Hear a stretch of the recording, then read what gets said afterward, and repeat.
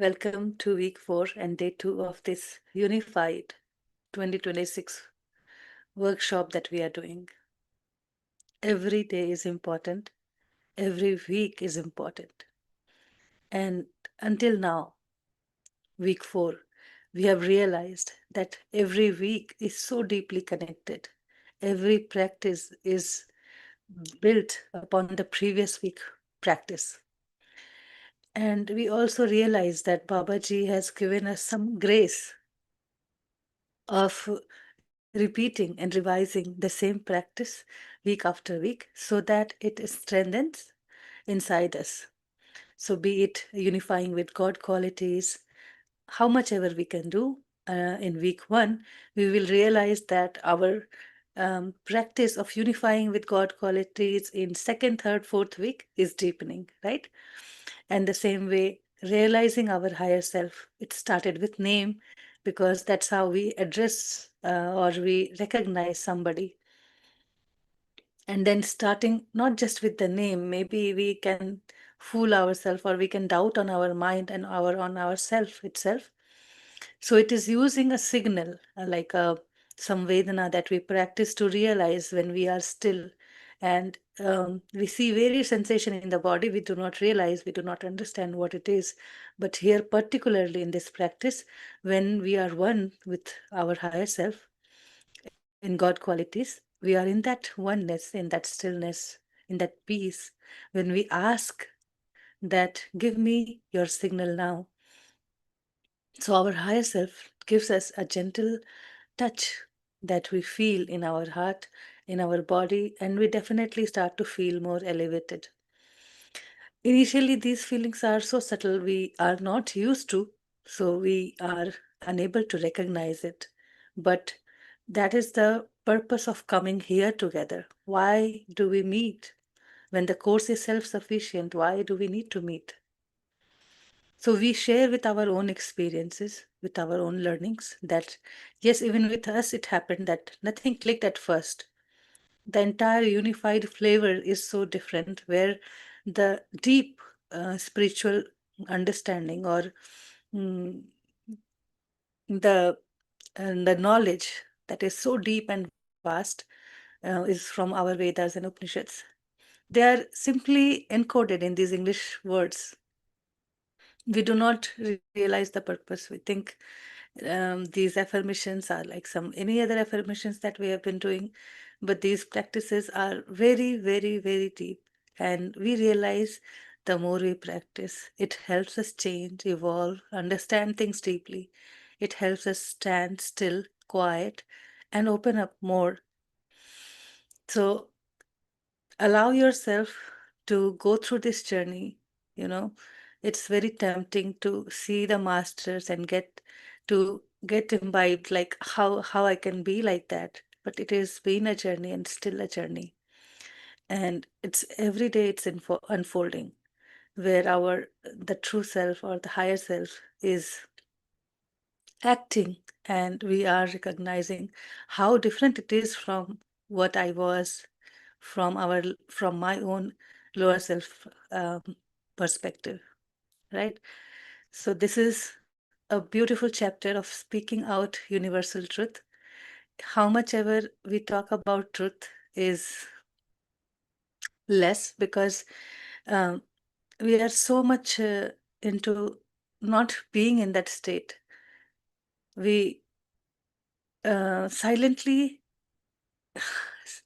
we are afraid of speaking the truth.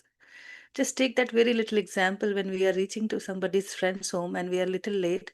So they will call you and they will check, where are you? Okay, I'm just 5 minutes away. You really don't know if you are really 5 minutes away, but that's what you would say. So, so it's a small example. We quite easily mask ourselves because we find it's a norm and it doesn't matter. But our awareness is important. Okay, why did I say 5 minutes away when I do not know, when I'm still maybe 2 minutes away? Maybe I'm 20 minutes away. Why did I didn't say aware what exactly was the truth for me at that point of time, right? So again, I would go back to those 24 days of practice where we were recognizing the samvedna or the sensations in the body, where that was the truth of that moment.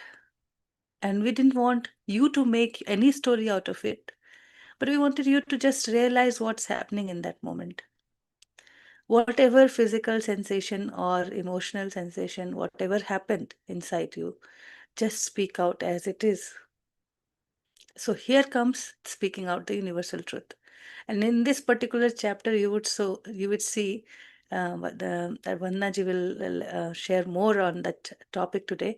But I would like to highlight that one little word was added when you are unifying with God qualities. Say it aloud or repeat within silently. So saying aloud makes a very huge difference. You turn on the camera, you speak God qualities in front of 100 people, and you would doubt yourself. You sit in a closed room, you close your eyes and speak out the universe, the God qualities, unify with it. You would find it, oh my God, it is so true, and no one can doubt about it. How I never realized it. And the same truth when you open your eyes and go in front of the mirror and go and speak, and your skin, your face, facial sensation will have a different twitch or different alignment or different kind of expression on your face every time you speak one each quality and you give that to yourself. So here we are practicing that unifying with God qualities and starting from there, recognizing your higher self voice that keeps happening inside you, but we forget to see. We are not aware basically, and we forget to see. So although the 7 days of practice of the simple speaking out universal truth is to recognize the voice of that higher self, the state that we are in, that feeling of that higher self, and the kind of truth I'm seeking for. It's my own questions that is being answered at this point of time. It's nothing else. So it will take your awareness to yourself, where you are today and what you are seeking, and the answer will be within you. So do not doubt it. The chapter is quite simple, very, very simple and very beautiful. Just read those silent, hidden um, messages behind the words, and it will click inside you, and that's the purpose. So remember why we come here, that yes, these practices work, and whoever has gone through it, they are sharing their experience. You call us master or whatever, but we are still learning, and we are still unfolding the truth of ourselves and living the life from the higher self. It is miraculous. So I was missing all of you. So the welcome note was little huge, and I welcome you all again, and I welcome Vandana ji for her beautiful talk and beautiful, lovely meditation guidance. Again, to remind the quiet period practice. Thank you. Welcome, Vandana ji. Thank you, Preeti ji, and welcome. We missed you a lot. All of us missed you. And a very warm welcome to all the participants. And namaste to Shelly sir and Preeti ji. So now we are already on 4th chapter, day 2. So, and what it says, speaking out the universal truth. So the title is very relevant to the practice that follows in the chapter. So that we'll talk about later. So first I was thinking that, okay, today I'm going to talk about all the important points in this chapter. Like Preeti ji said, it's a simple chapter. So even I thought, okay, I'll highlight only the important points. But when I sat down to write the important points, then I said, no, I cannot miss out on anything. I rather say the summary than pointing out the important points, because everything is important. Though it is simple, but it is very important. So the chapter starts by Babaji saying that we are slowly and surely building upon our loving relationship with our higher self. First, we came to know the name, then our signal, and now we are going to get messages. Like it said in the previous chapter, that very soon we'll be learning to take the messages from higher self. So this is the foundation of that messages, that we lay the foundation in this chapter of taking messages from higher self. And this will continue and this will grow. So this is also very important that we get the message now, because it is going to get more and more messages we will be taking ahead. So if we practice and if we really center in our heart. So it is very, very important. You must have seen that all the messages that we have taken from our higher self, starting from name, from signal to this, everything it says, center in your heart, feel that love. Till you don't feel that love, you cannot connect with your higher self. Like they said in the second chapter, the main connection between all of us is the love. And how do we connect? And then they will clarify, how do we connect with our higher self? With the same feeling of love. So till you don't develop that love, don't feel that love in your heart and don't center in your love, you cannot get message. And I myself realized this in the past 2 days. The first day I got a message, then other 2 days I did not get, then yesterday. Then I realized that maybe I am not really centered in my heart. Why am I not getting message? And then I got a message yesterday also. So later on, I will tell you what was my message. So then the second important thing that the paragraph starts with, that in this week, we have to concentrate on the concept of I am perfect. God is perfect. I am perfect because I'm made in his image. I'm made in the image of God. So it says that you must be very comfortable with this notion. Now you have been practicing for 3 weeks and you will not feel very superior saying that you are love, you are perfect, and you are all knowing. Now this word this concept they introduce in this chapter. So slowly, as the chapters will go on, Babaji is going to highlight the qualities of the God that are within us and how can we relate them? How can we relate ourselves with those qualities? So in this chapter, this quality has been highlighted, that I am all-knowing intelligence. So are you feeling superior with that? No, because we think we are that lower self with that limited perception. So we don't think, oh, really? Do we know everything? But Babaji says, yes, you have the potential to know everything that has to be known in this universe through the link, because your link is with that cosmic computer of the universe, where you can access all the knowledge that is there in this creation. It can be of all the art, all the science, all the past and all the future to come.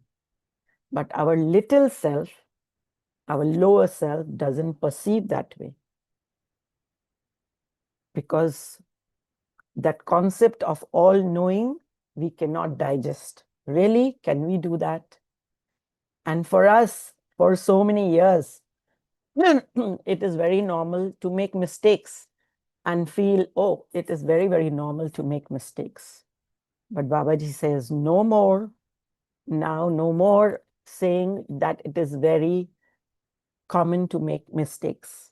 In fact, to be human is not to err, but to live as a perfect being, whole being, like they said, lower self and higher self together, the whole being of us.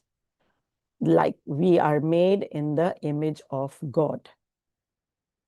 So we have to live with that whole knowledge. We have to access that whole knowledge and live as a human being and not making mistakes all the time. So they said those days are gone when you used to make mistake. Now there is no chance of making mistakes because you are going to access to all that knowledge that is there that we just mentioned, and that we are going to do by with the help of our higher self. So we're going to tap into that wisdom of higher self and go on to another journey where we will not say that we can make mistakes. So Babaji is saying, once you have access to all that knowledge, you will not make mistakes. You will live a life of whole being, whole self, lower self and higher self. So then they explain that how are you going to access that knowledge and wisdom of your higher self? So they go on to say that in this week's practice, you make sure that you are alone in a room. You've done all your duties towards your members, all your household chores, so that no one disturbs you.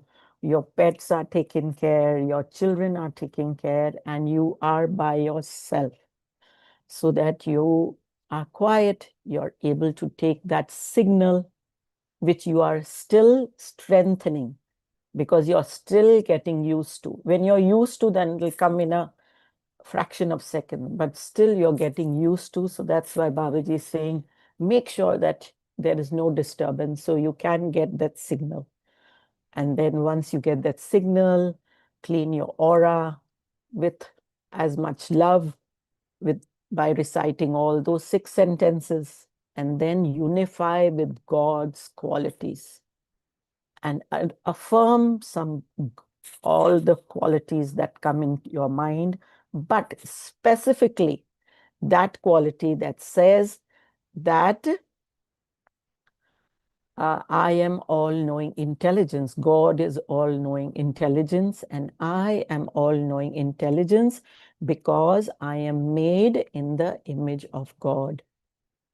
And Babaji says, feel it, feel this. Don't just say it by your mouth, but just feel this, that you are all-knowing intelligence. And who is that behind us? Our higher self. So they say once you feel it, then you know that you are unified with your higher self and you are ready to receive the messages. But now when you sit to receive the messages, then withdraw actively and consciously. So when I read this withdraw consciously, this analogy came into my mind of a turtle, of a tortoise. When tortoise is in danger, it withdraws itself, all its limb inside. But that time, he's looking out for the danger. He's still alert. He's withdrawn himself, but he's still alert, looking if there is any danger. But here we are not looking for danger. We are withdrawing inside, gathering ourselves, coming inside with all our senses, but we are alert and mindful of all the messages. And then we are also mindful of the signal throughout our practice. Now, signal, they are again saying signal because we are still practicing that signal. So that's why signal is mentioned again and again. Then when they say when you sit to take the messages, whatever message is coming, speak out the universal truth. As the chapter says, the title says. So whatever messages are coming, whatever your thoughts, so listen to your thoughts. So here they are saying, listen to your thoughts and then speak out your thoughts. Why speak out? Because they are saying once, if you speak out, you will be able to distinguish what is coming, what messages your higher self is feeding you compared to what your mind is murmuring or chattering behind. So they said, do not feel embarrassed. That's why you're alone. So you can speak out. No one is listening to you. It's absolutely fine. And what are you speaking out? It's your own knowledge that is coming from within inside.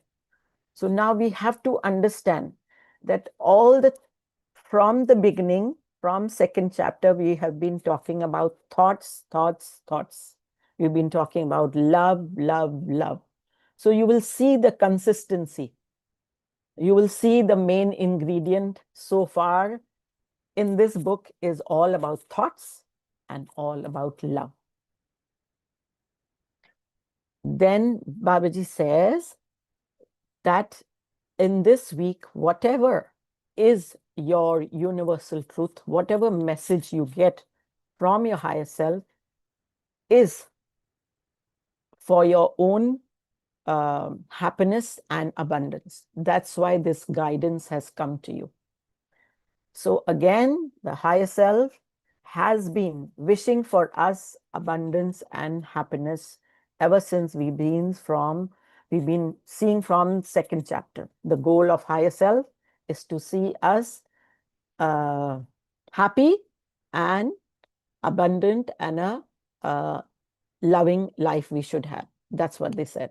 Then cleaning the aura, again, cleaning the aura so that we can have a happy, fulfilled and abundant life. So the basis of all that we are doing is a happy and abundant life.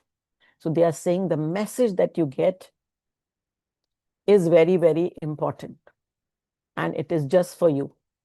Though it is applicable to all the human beings at any time, at any place. That is called the universal truth, a truth that applies to anywhere at any time. But it comes to us only at that time because we need it currently in our life. So that's why this guidance comes from our higher self. And they say that you will not get any personal guidance this week. If you're getting any personal guidance about your relationships, about your job, or anything personal, that is nothing to do with your higher self. That is the murmur of your mind. So when we are fine-tuning into that frequency within ourselves to access to that knowledge of our higher self, that deep wisdom within us, then we have to fine-tune to and see what is the universal truth and not our personal problems. Then they say that when your quiet practice finishes, it is very, very important, like we've always been doing. We are being grateful to our higher self for giving that knowledge to us. And now one more addition over here, that at the end of the session, you must close your aura. Now here, this is important that we must close our aura. I close my aura to all except my higher self. It is important to say that after your quiet practice. Then they say during daytime, you have to sit down and think why this universal truth has come to you. There must be something.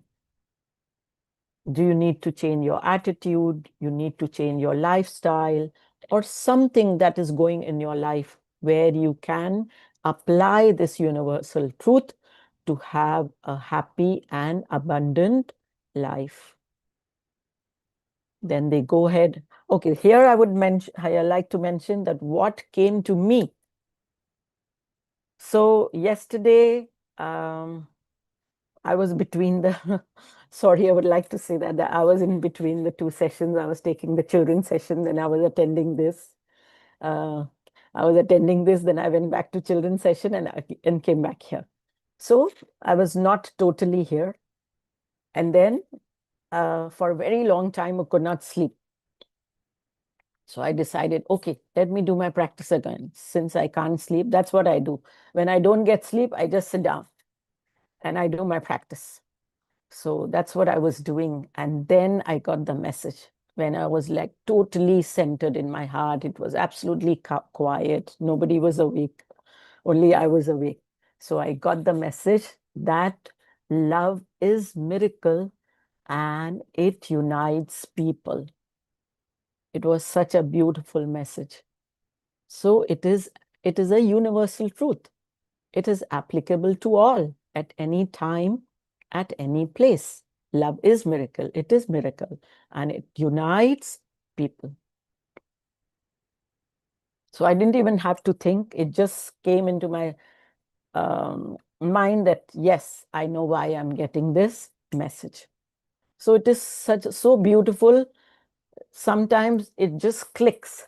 It is just a reminder to you that where are you going? Are you going in a different path? This is your path. Higher self is reminding you. So then the next point, Babaji says, continue to lock your aura when you go into crowded places or negative environments such as hospital, or when you visit someone, a person is sick or very troubled, then close your aura. And then if you think you're very moody, you're angry for no reason, or you're fearful for no reason, then also clean your aura with those 6 sentences. And now you will realize, slowly, slowly, you will realize as you get into practice that how important it is to clear your aura. And then again, you will tune. There will be 2 voices coming of your higher self and another murmur of your mind saying, no, no, no, it is not necessary to clean, but your higher self will give you a strong thought and say that, no, you must clear your aura. And then in daytime, they're saying, keep radiating your love. And then at nighttime, alternate practices of unifying with God and radiating your love to anyone you think. So the most important thing now that we can conclude over here is to, when we are fine-tuning, when we are connecting with ourselves, we have to get the clear line of the universal truth from our higher self. And do not catch the murmur of your mind. They are saying for that, there are many ahead.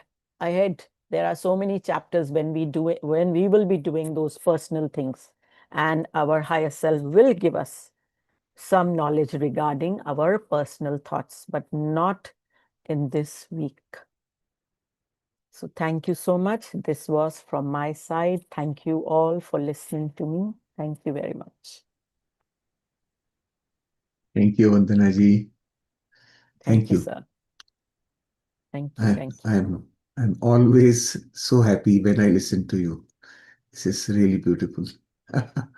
Very nice. Thank you, sir. Thank you.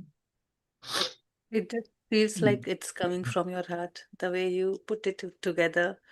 And definitely, summarizing any of this chapter is a tough task because every line is important. If I have to do the same work, I will ask you to open the book and read along with me because that's the meaning, go and revise, repeat. And what our experience is, whatever we have done since last 2 years, and still when I read it, it feels deeper, it feels new. That's the reason, because it goes deeper, it feels new. Deeper, yes. So nothing can replace then our own repetition of reading the chapters again and again that Babaji insisted, understanding the concept of reprogramming our subconscious through conscious mind. So do not judge, uh, do not put yourself in doubt. Go through the basic requirement of the course, that is revision. Nothing will happen overnight. It will take its own time. And only thing that we can do is to come here in this group energy, get revived, refreshed, re-energized, seeing Vandana ji beautifully smiling and sharing the talk on the chapters like this and many other masters. And then you just get yourself there, um, uniting with the practices, becoming one with those, effortlessly start living, effortlessly start moving in that direction. So it will be a journey on its own, and it will be unique for each one of us, because our life setup is like that, right? So everything is perfectly designed, and we are right on the time here. Just we need to be patient and patiently do all these practices. So Thank you. Vandana ji is a living example of that thing you had in your school. You heard this statement, right? When the teacher used to say, um, this is what I have taught you. Now I want you to do it by heart, right? That by heart, this is the meaning. She has it in her heart already, that whole chapter. You must be noticing this, right? Every time she comes and explains a chapter, she has it by heart already. This is the meaning of that by heart. And each one of you get ready to explain the chapter in the same way. Each one of the chapters, you should be able to explain the way Vandana ji has explained. We don't have to really copy in your own way, but understand the mechanism. When the knowledge has seeped in, has gone in, that's only the time when it will come from the heart. So by heart this is an example of Vandana ji doing it by heart. That's so beautiful, and we will have practice sessions in the days to come when I will request each one of you to come forward and explain a chapter of your choice. So continue to prepare for that also in parallel, right? Vandana ji's example is the master, the master sample. Thank Thank you. you, sir. Thank you. Thank you. So shall we go to quiet Yeah. practice? Yes, thank you. Yes. Yeah. Thank you. Yeah. Okay. Okay, masters. So let us go into our quiet practice. If you're wearing glasses, please remove your glasses. If you have to drink some water, please drink some water.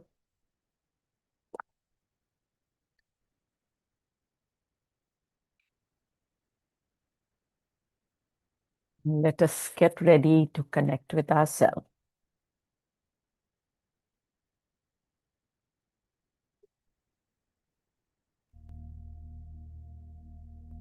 Close your eyes gently. Take whatever pose you prefer. Keeping your back straight, not stiff but straight, comfortably straight.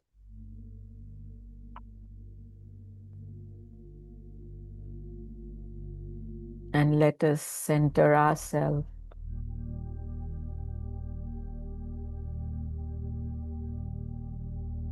Let us start by taking 3 deep breaths in.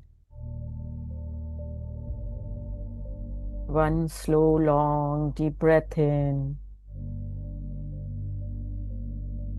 Take it to your head, back of your head, on your spinal cord, on your legs, and release it through your toes.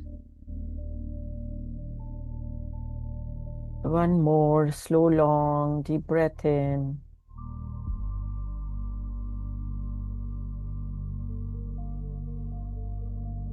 And this time, as you breathe out, let go of anything that is on your mind.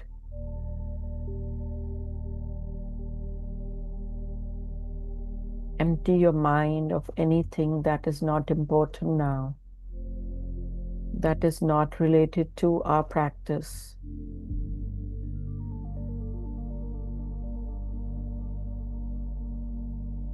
And 1 more slow, long, deep breath in, feeling from head to your toes. and slowly releasing it.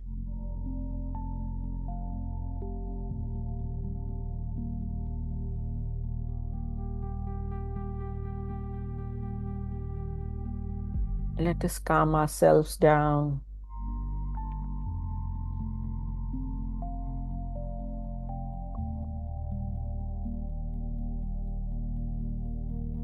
By taking our awareness to our head.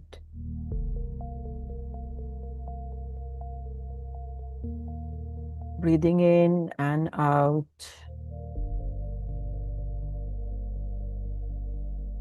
On your face. Breathing in and out.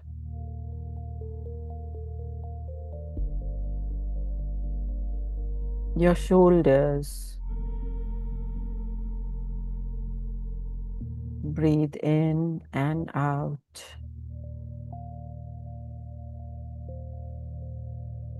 Your back. Breathe in and out through your back.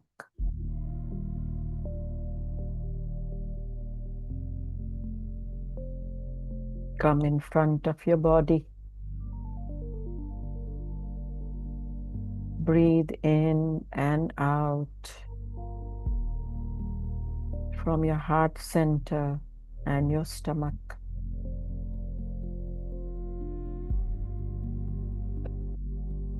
Feel your body expanding and receding as you breathe out.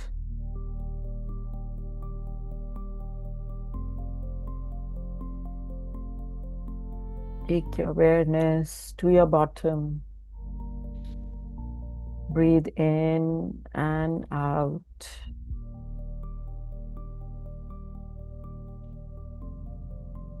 Feel your thighs.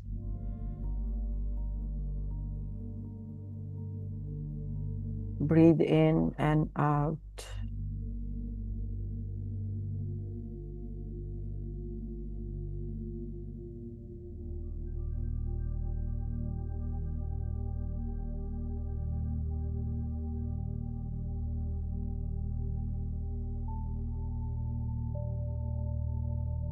Feel your calf muscles. Breathe in and out. And your feet. Feel your feet. Breathe in and out. Now slowly, slowly bring yourself to your heart center.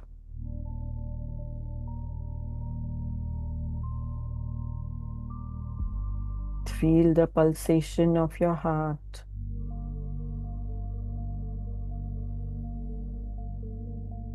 If you cannot feel it,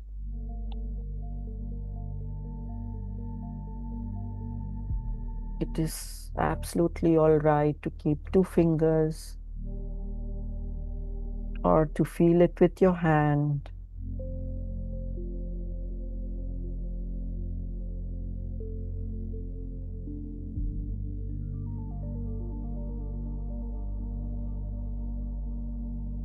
Feel your love. Feel God's love.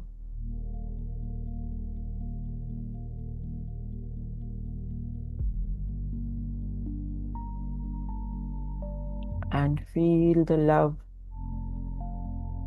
that is in the whole of creation.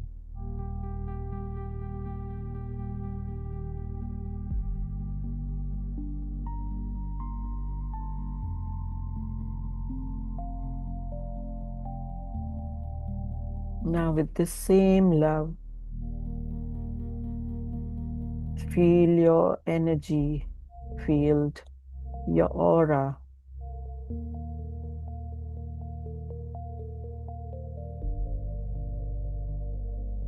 And clear your aura.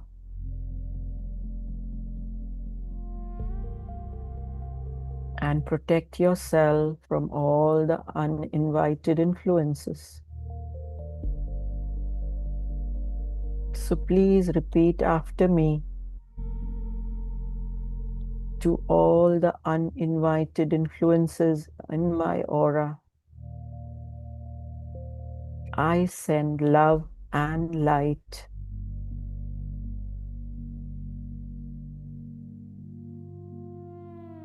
You are whole and complete and healed.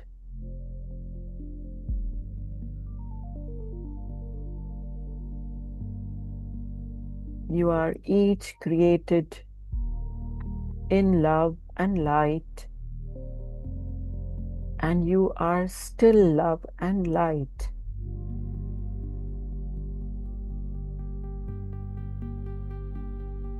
You each feel no pain,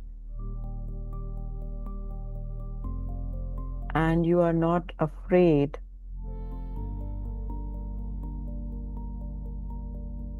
You each have a perfect place to go,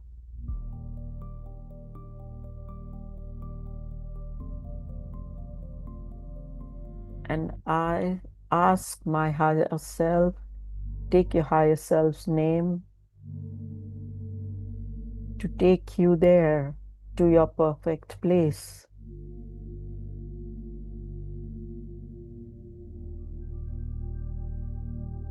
Each of you go in peace.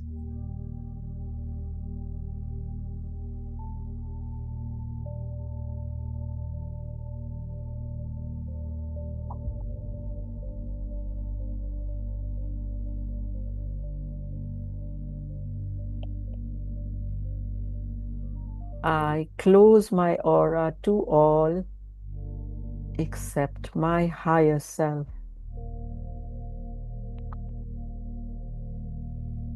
Once again, you can repeat, I close my aura to all except my higher self.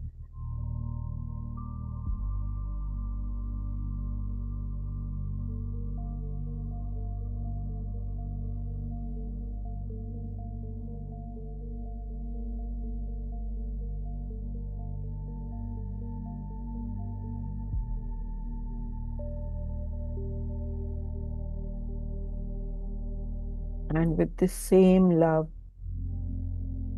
let us connect with the God's qualities. I am made in the image of God, and all the God qualities are mine. I am made in the image of God, and all the qualities of God are mine.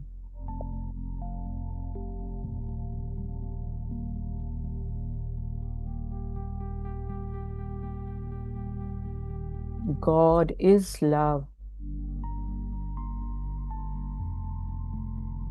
I am love.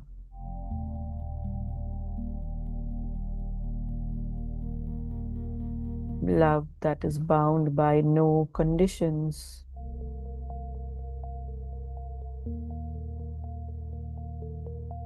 This is my true nature.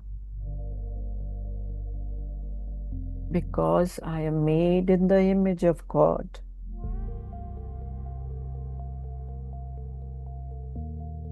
I am light.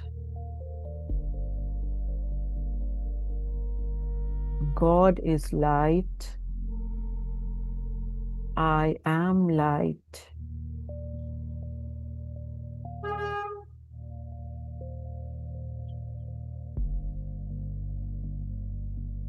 The light of knowledge, and the light that brightens everything for me and around me.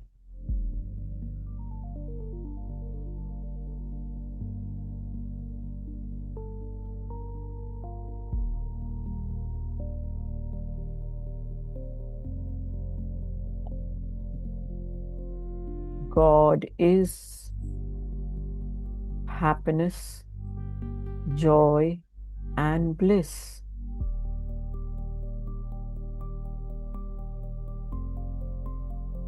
I am joy. I am happiness. I am bliss.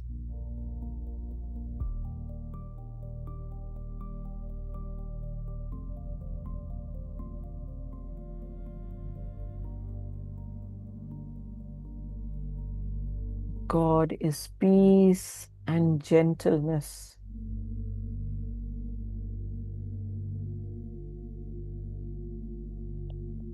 I am peace and gentleness. That unwavering peace is within me.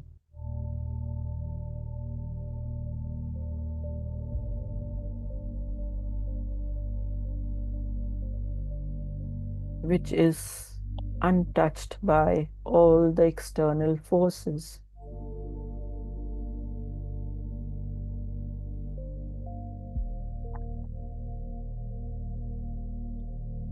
God is abundance.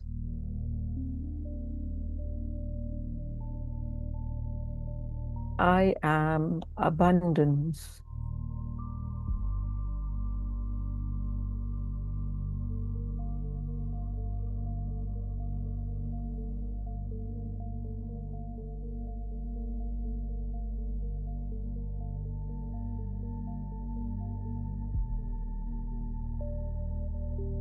God is perfect. I am perfect.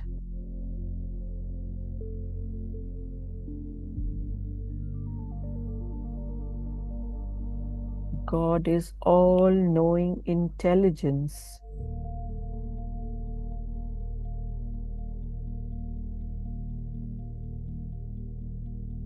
I am all-knowing intelligence. Let us repeat this affirmation again. Feel it. Feel it that it is true. God is all-knowing intelligence. And I am all-knowing intelligence.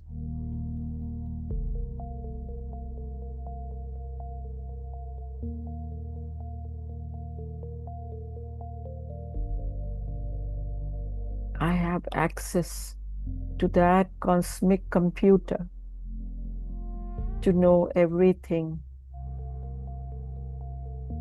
that can be known.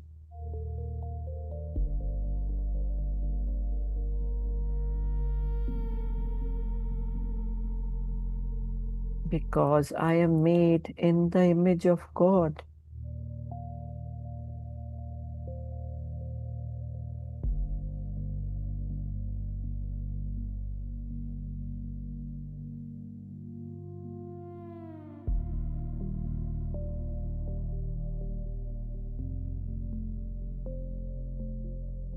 Stay with this feeling of love.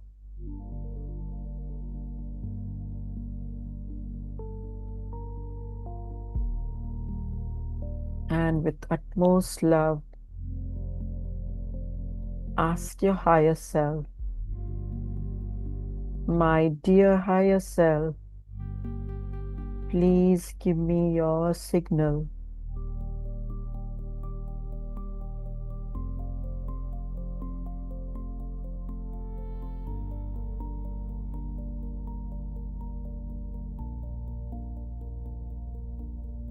Feel the gentleness of your higher self in your signal.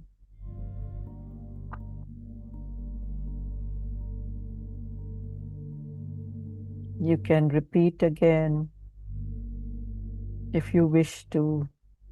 My dear higher self, please give me my signal. Please give me your signal now.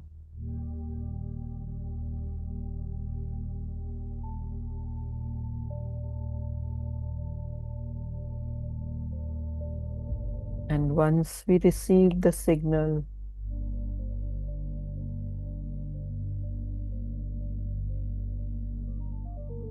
it means we are unified with our higher self.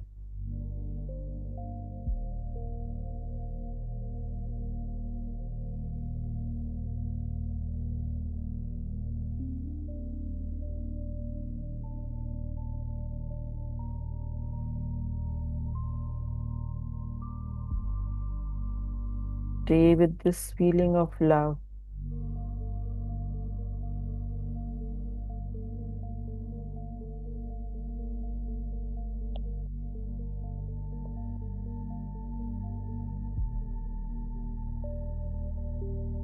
And repeat after me.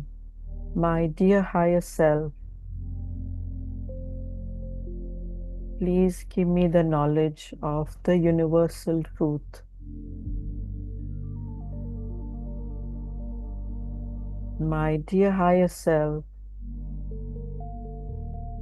please give me the knowledge of the universal truth.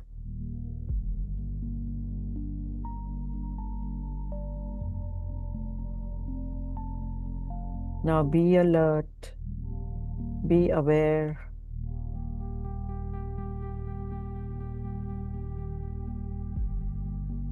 Listen to all your thoughts and speak them out.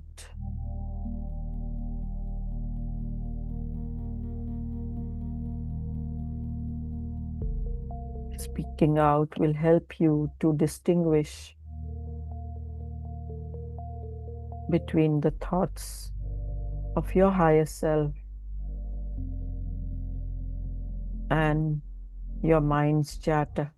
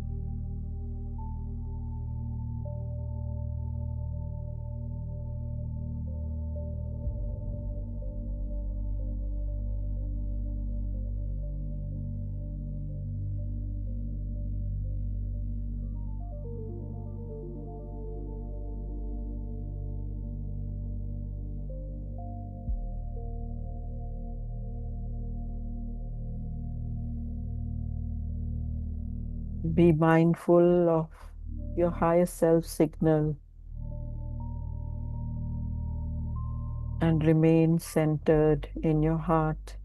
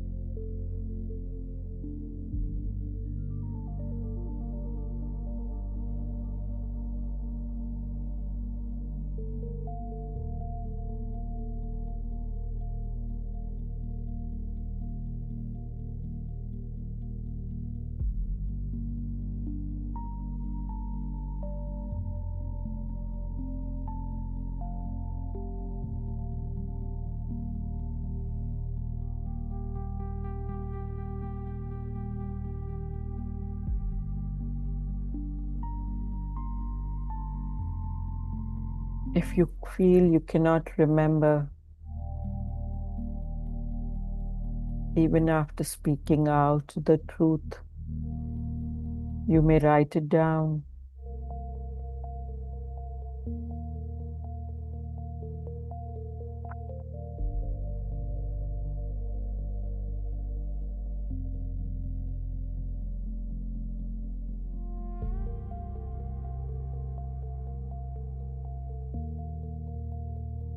Now let us thank our higher self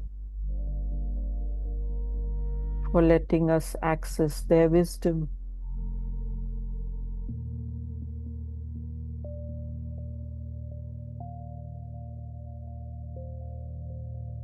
That knowledge which is ours.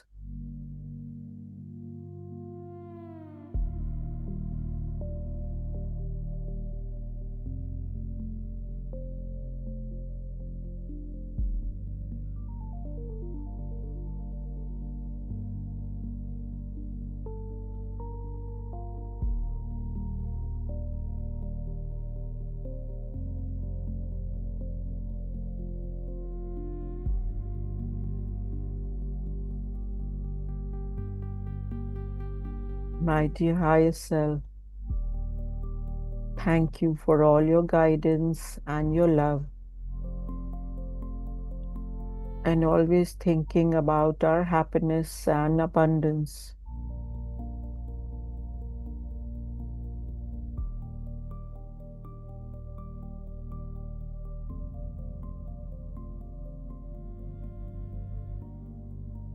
Now, whoever comes in front of you, you may send your love to that person or place or situation and feel your love going to them.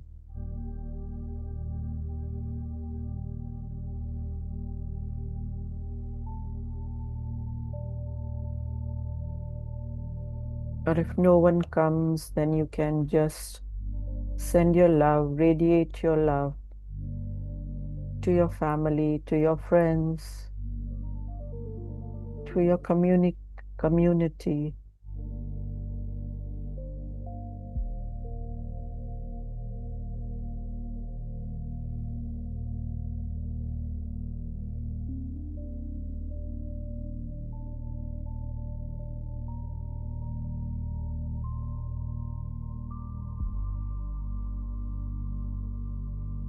Once again, we need to close our aura. Repeat after me. I close my aura to all except my higher self.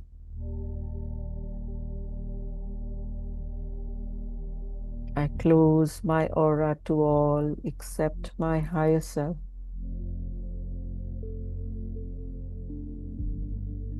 You have a protective shield around you now.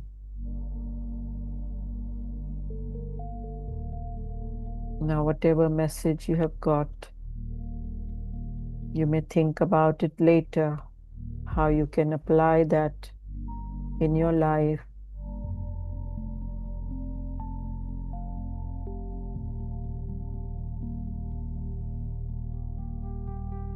Let us express our gratitude to Babaji for helping us to establish a loving relationship with our higher self. Roger Lanfear, and our gratitude to our higher self for their loving guidance.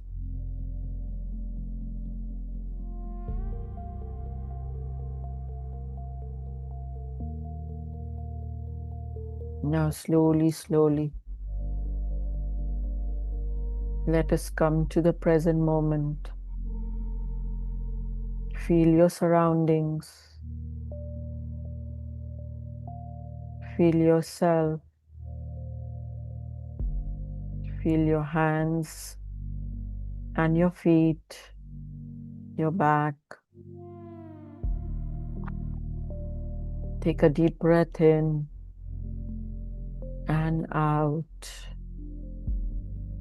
One more time. Take a deep breath in and slowly breathe out. Separate your hands. Put them over your closed eyes for 5 seconds. 5, 4, 3, 2, 1. Blink your eyes behind your hands. And with love and gratitude, move your hands away. Put them over your body, expressing gratitude to your body and gratitude to all of you for joining today, for being with me in this practice, and gratitude to Sir and Preeti ji for giving me this opportunity. Thank you, thank you, thank you, everyone.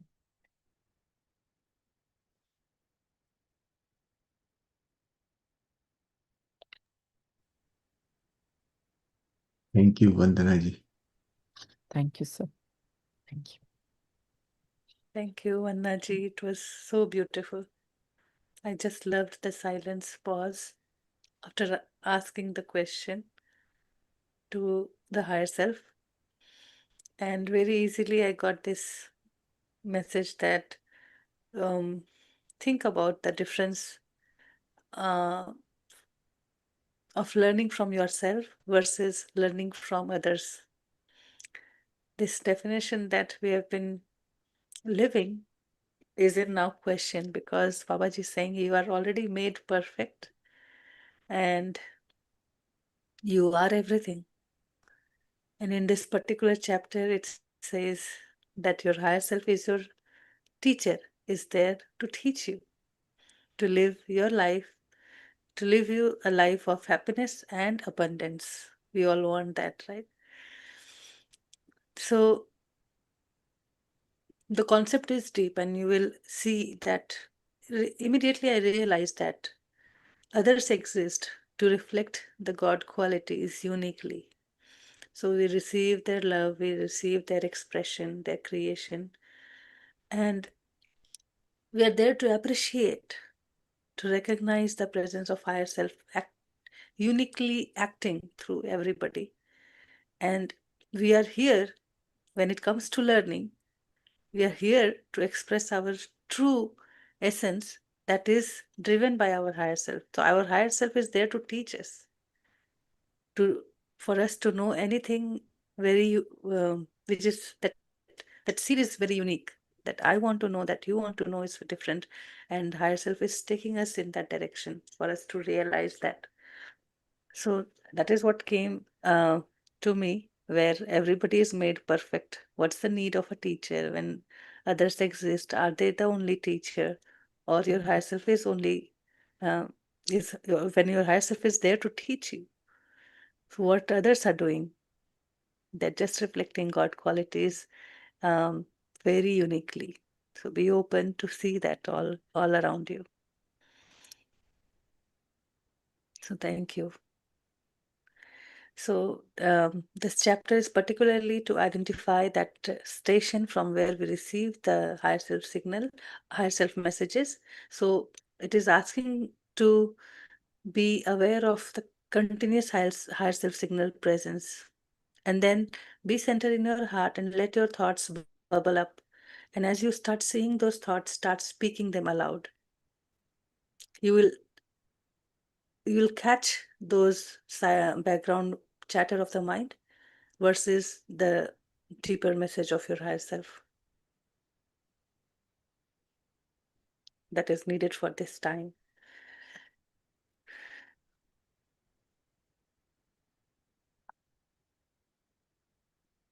Anything, Shailesh, you want to say? Or I'm still in meditation. My meditation continues. This is really amazing.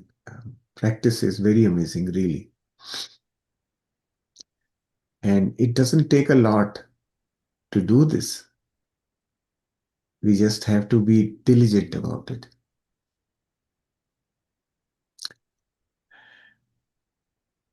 Monilji, yes, you can unmute and speak.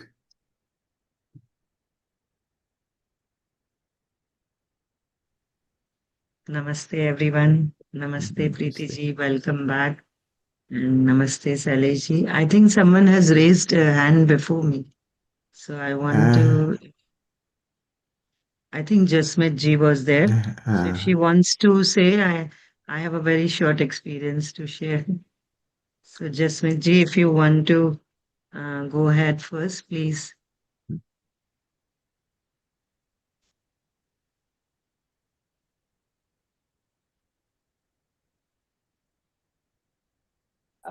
Okay, Namaste so to mine is everyone. very short. I will just share quickly. Thank you, Vanna ji, for a very beautiful meditation and your summary as usual. So, in the Thank you. last, in the meditation, I got a line that said, "My love for you shall never fail." And maybe I've heard this before, but when I was like um, I was in school that time, maybe, and it was in my prayer or something. But then I Googled it and it said that it's the eternal love for the God that will ever continue. So I just wanted to share that and appreciate and very happy and to see that you are connected so much deeply to your higher self. Thank you. Thank you. Thank you.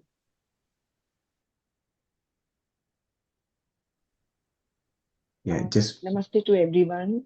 Thank you so namaste. much for a wonderful summary and the meditation, Vandaji. And welcome, Thank you. Preeti ji. Yeah. Uh, so basically, when I am in the session, my husband has been asking me that what is it that you take so much time? What is this what you're attending?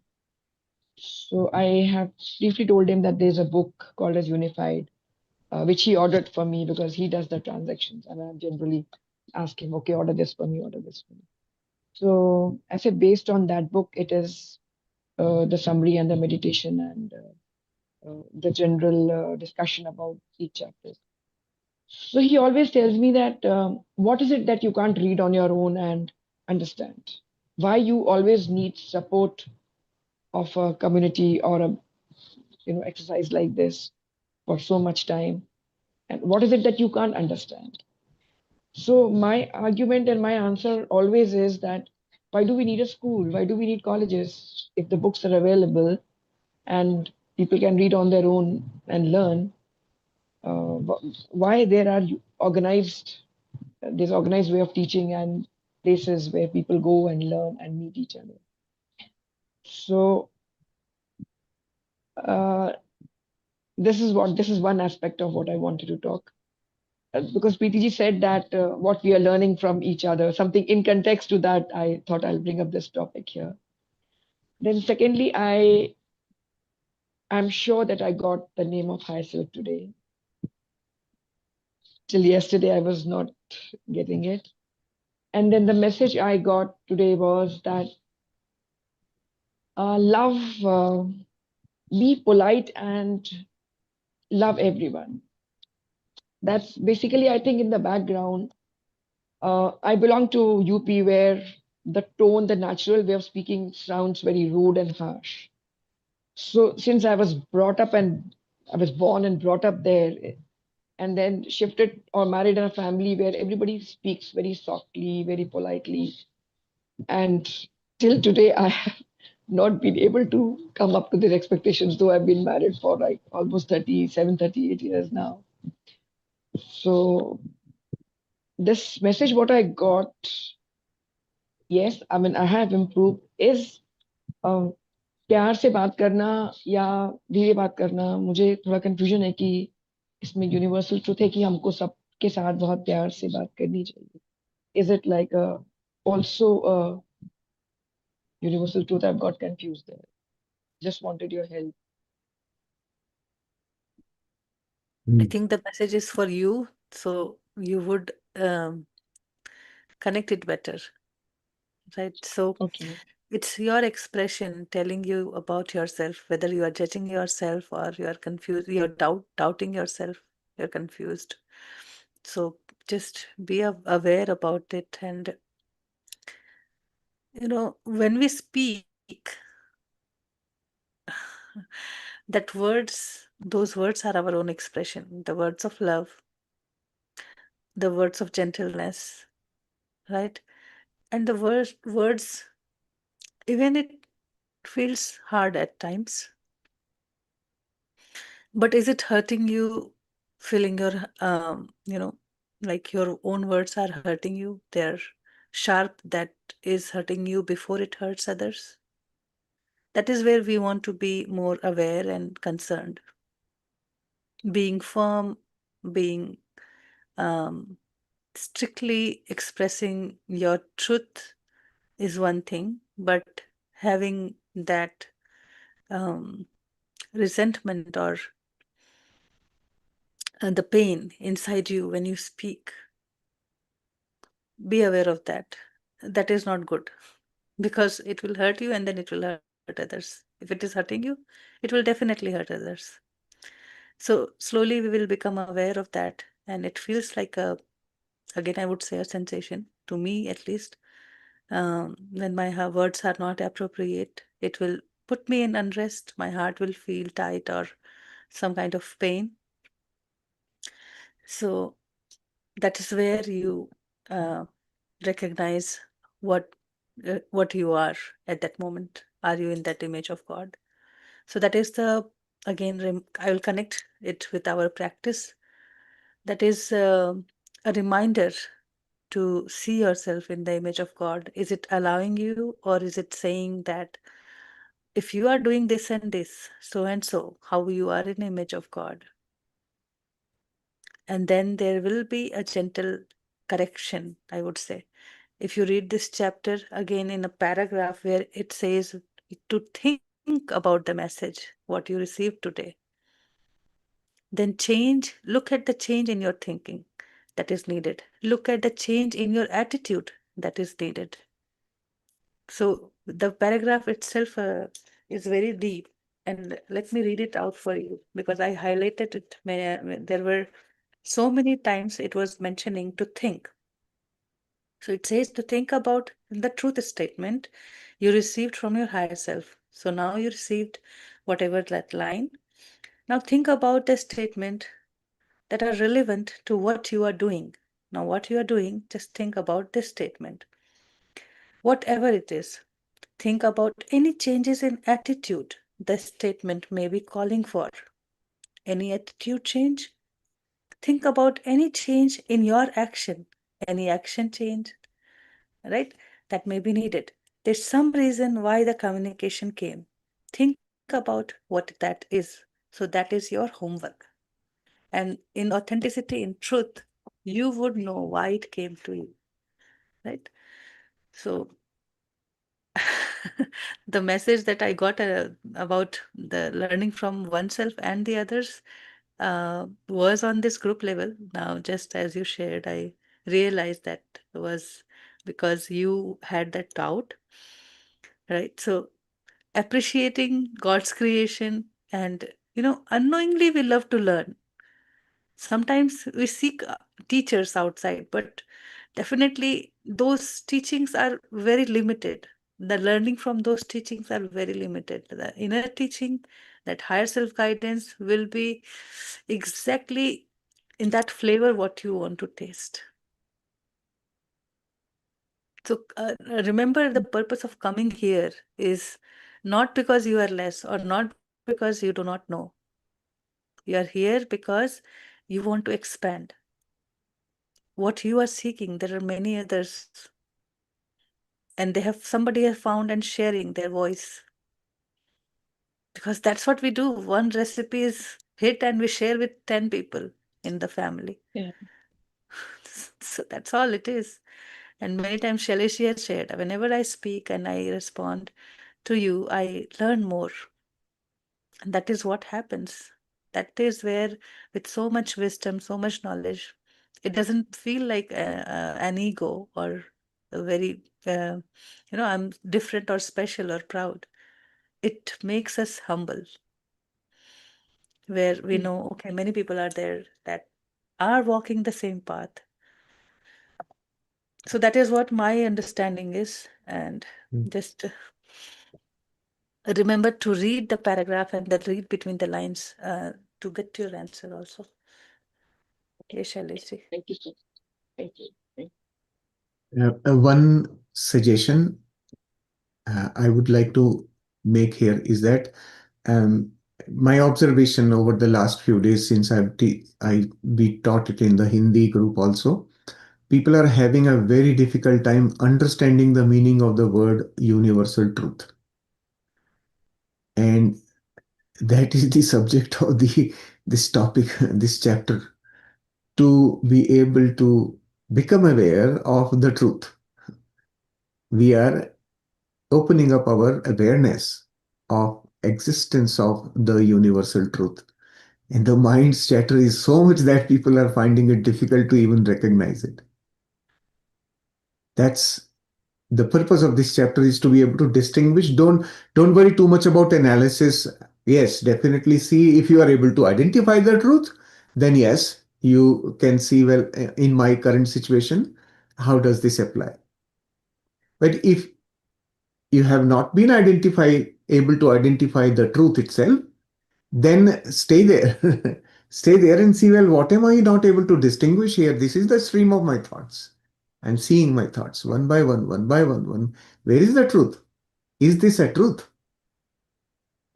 The truth is something which is applicable to all situations at all times.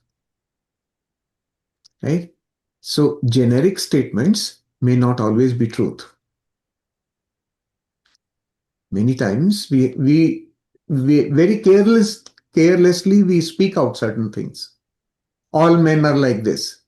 All women are like this, Those are not universal truths. Those are my opinions.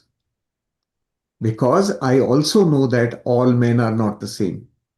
I know all women are not the same.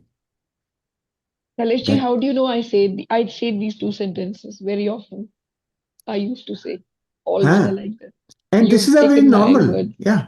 It is a very common thing. We do it in unawareness, right? We are not yet aware of what we are saying, right? But where is it coming from? It is coming from your subconscious. That's what you are speaking. That's why you are saying. So when you listen to your own words, you become aware, well, what all is sitting inside me? That's how you know what is there in my subconscious. So this is the purpose also of this chapter, is to speak out. So when you speak out, you continue to speak the stream of thoughts that's coming from within, and then keep speaking. And in between, there is a universal truth that suddenly it strikes. It will immediately click. You will not have to analyze. If you are in your heart center, the all-knowing intelligence is active at that time. It's not sleeping. You are in awareness. And in that awareness, you will be able to see the difference. And that identification or separation of the mental chatter versus the important information is what we are learning here. In this chapter, our focus should be in our ability to distinguish, to separate out. That is more important, right? What is coming is a secondary thing, because that what can be applied in my current situation, fantastic. If you are able to get there. But first thing is to recognize that channel. Tuning into that channel is what he's using here, right? Tuning into So, the station. actually, Mm, this is very deep, like mm, something new, a new understanding. Basically, mm. we have to analyze every sentence, every word, what is going inside, and Nah, automatically, analyze nahi karna hai. No analysis. Just watch it. Be aware. Becoming aware. Well, okay, okay. here's a thought. Here's a thought. And your inner knowing will tell you that this is just a thought. This is just a mental chatter. This is just, it is not applicable everywhere. There's a hidden power to this kind of thinking also. Very, very big power. You are now sharpening your awareness to what is relevant to you. So, is it necessary that every time when we sit for a quiet practice, there will be some truth revealed in some, like, It is it a has must कि it has her always बार हम been बैठे तो there. हमें कुछ Oh yeah, it is always there. It has always been there. That's how you know the truth. You see, in the school we read lot of things, right? And lot of truth is delivered through those lessons from the childhood. Kabir Das ke dohe, right? All kinds of things we have read, we have memorized, we have learned, but it is sitting in there in the um, in my bank, but I'm not using it. So now what is no, happening? like When you I bring your understand what awareness, you okay, okay, when you yeah. bring your awareness to that stream, those things are always constantly flowing. You have to simply learn, well, okay, I'm sitting by the side of a river, I'm seeing the water flow. My awareness right now is that if I see a twig flowing in that water, I have to pick it up. I have just basically narrowed my vision right now to only the twigs. There are leaves flowing, there is all kinds of dirt flowing, so much is going on. But I will pick up only the twigs, right? That's my decision. And this is what this chapter has decided for you. Focus only on the twigs, the universal truth. Everything else, let it go by. And in your wider awareness, you know that kachara is flowing, kachara is flowing, kachara. Oh, here is a twig. Just pick it up. No, what I'm That. saying is Hmm, what I'm saying is that we all know what is truth. Like, for example, हमें झूठ नहीं बोलना चाहिए, like sentence. hmm, We are taught always, hmm, hmm, or हमें बड़ों का आदर करना चाहिए. Something like this, something. hmm, I don't know whether I'm correct about hmm. these two sentences or not. So why is it necessary Yeah. that when during my quiet practice, ये universal truth मुझे मेरे thought में आए? Why is it? We know it. We already know it कि हमें this is wrong and we should not be doing this. The Hmm. truth is that हमको सबको सबके साथ प्यार से रहना चाहिए या Correct. हमको सबको प्यार करना है. So why Absolutely. does it need to come during this quiet period? Why do we are we reiterating those universal truths or are we becoming more Hmm. aware of them? I don't Yes. know. Like, what's the So point? that also the chapter is very clear about, right? You will get such of those universal truths which are applicable to your current scenario, current situation. You will be able to make use of them in your current Okay. scenario. It will make you think, do I need to work on my attitude about this aspect? Or do I need to All work right. on my actions that I am taking about this aspect? Say, think about it. Let me give you an example to make it easy. Supposing in your quiet period, you get this thought, which is it should be very normal for everyone here. I am love. Okay. Now, in your awakened state, whatever you are doing, you are in the family, talking to people, playing with children, whatever you are doing. At that time, how is this thought applicable? You got to watch, well, am I love in my attitude itself? Is my attitude at this moment that of love? Or am I acting with that perception that I am love? Are my actions reflecting that behavior? And if not, then I need to do some work here. This is a Okay. very simple I got example. it. Yeah. So, Mm-hmm. universal truths, there is plenty. The truth is so big that you can't have it all in your mind at one point in time anyway. Only one piece of the puzzle will come at a time. Right? Basically, Now, to improve us, to make it a better person out of us, or I wouldn't मतलब call it improve. I would simply say bring our awareness to our own God qualities, I would call it, right? got it, Just got bring it. your I got awareness it. back to being who you really are. Okay, okay, We are just got it. unfolding our reality.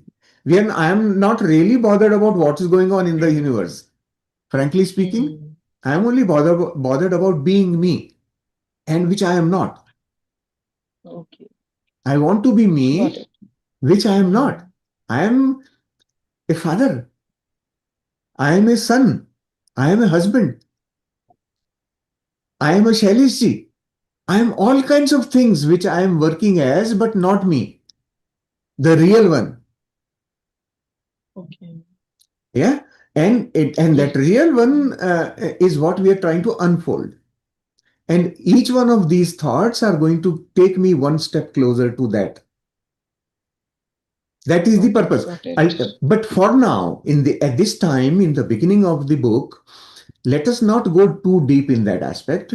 Be focused on identifying, separating out, right? You have a mixed stream of thoughts, and from that mixed stream, I am separating out what really helps me.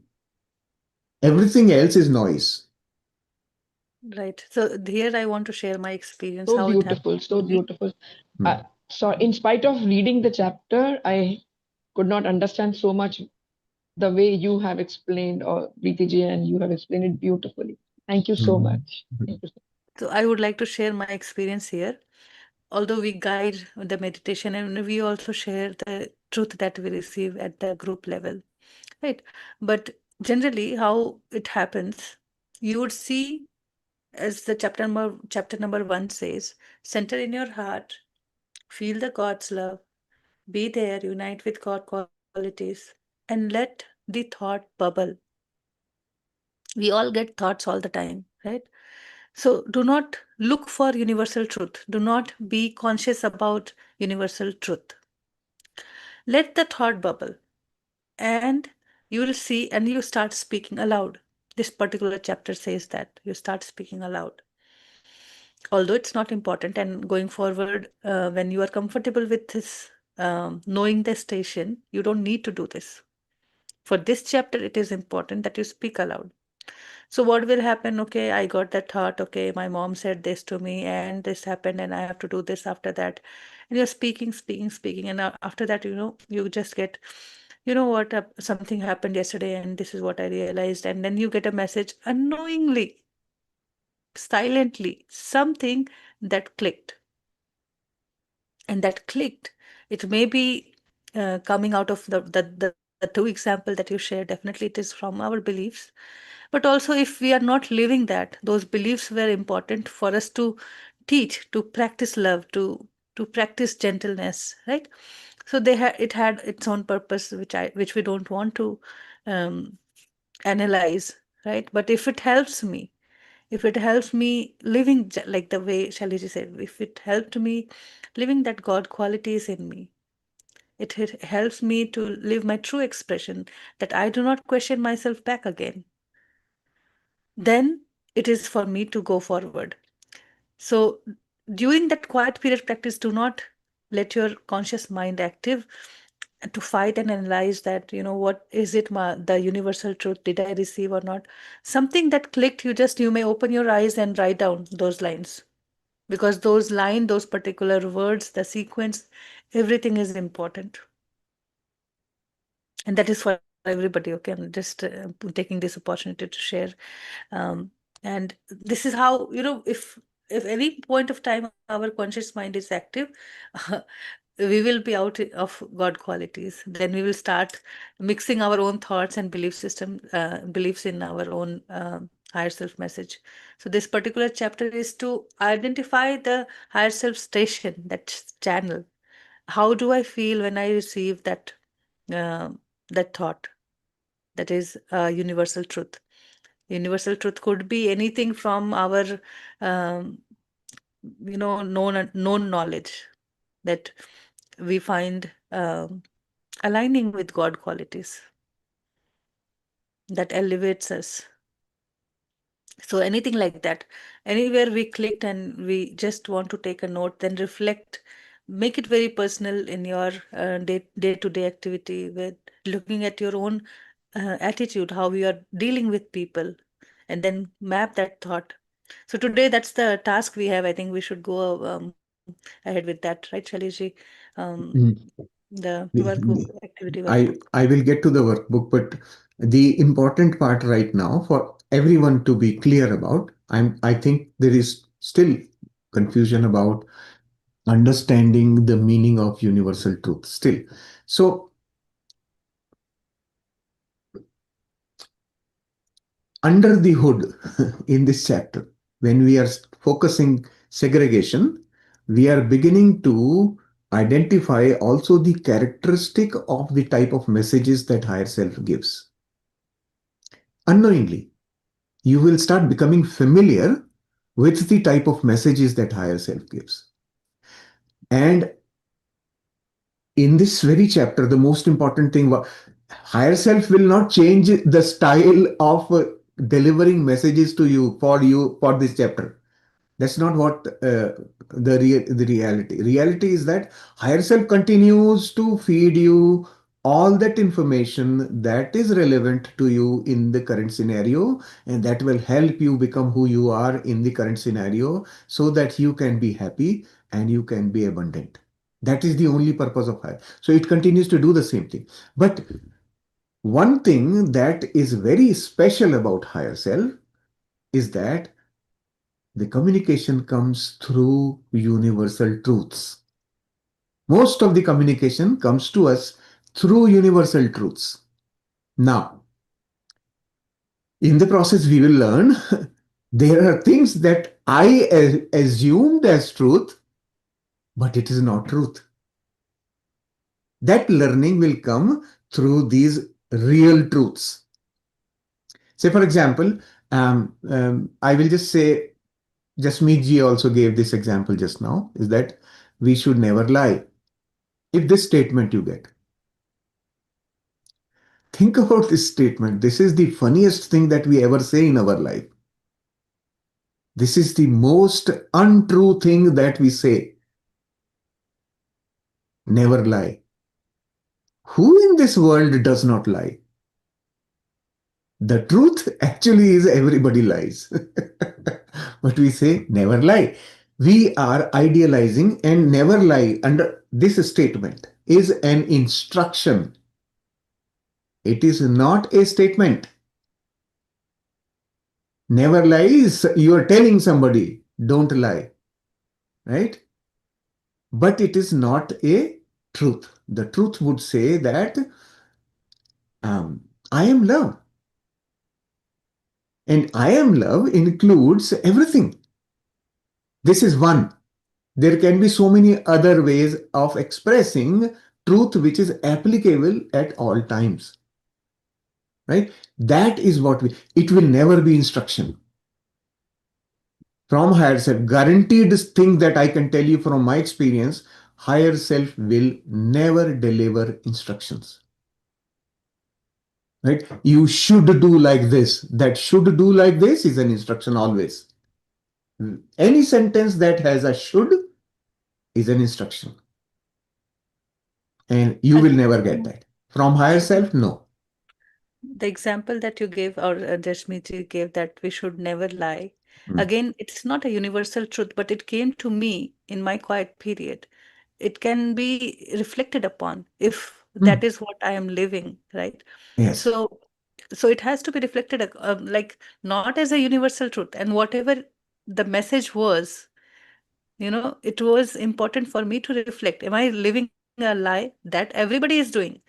But that truth or the belief that was imposed has its own life until we come to this point where we Yes. start to live our truth. It had its own life and its own importance too. And if I'm faking all the time, I would not know myself. So my higher self is saying that, okay, look inside and come to the truth, Uh, right? so what I was trying to explain here was that this what Preeti just suggested, and analyzing a message we will be doing in future in the days to come. For now, just be focused on trying to identify the difference, the channel that we are trying to become familiar about, the characteristics of the channel we will unknowingly imbibe. When you focus on it, you will get the totality of that information, not just the message. There is much more behind the message that you will learn in the process of trying to distinguish, right, in the stream. So you have a stream of multicolored beads coming. You have to pick only the red ones out of it. So you are so focused, your eyes will keep catching only the red ones. You will not notice even the purple ones have gone, blue ones have gone, white ones have gone. You will not notice them when you are focused on only the red beads, right? This is why I continuously keep coming back, explaining about universal truth, because then only you will focus on it. When you understand what is universal truth, then you will focus on it, and then your stream will become so easy to let it go, let it go. This is the one I have to pick. Here Because I in go. our quiet period, it's quite natural to have our own belief system speaking also, that we have made as Yeah. higher self. So the two example that you shared, the message that you got today, that you should you are love, so you should talk everybody with love, right? It's again a belief that I just explained also. But if it is coming to you and you find it is applicable to your life situation, do not judge it or analyze it too much. Just reflect it in your daytime. If it came, if it is of any use, go forward. Once you clean up those subconscious belief system that is driving your life today, you will be able to derive more appropriate, I would say, or the universal truth, that message.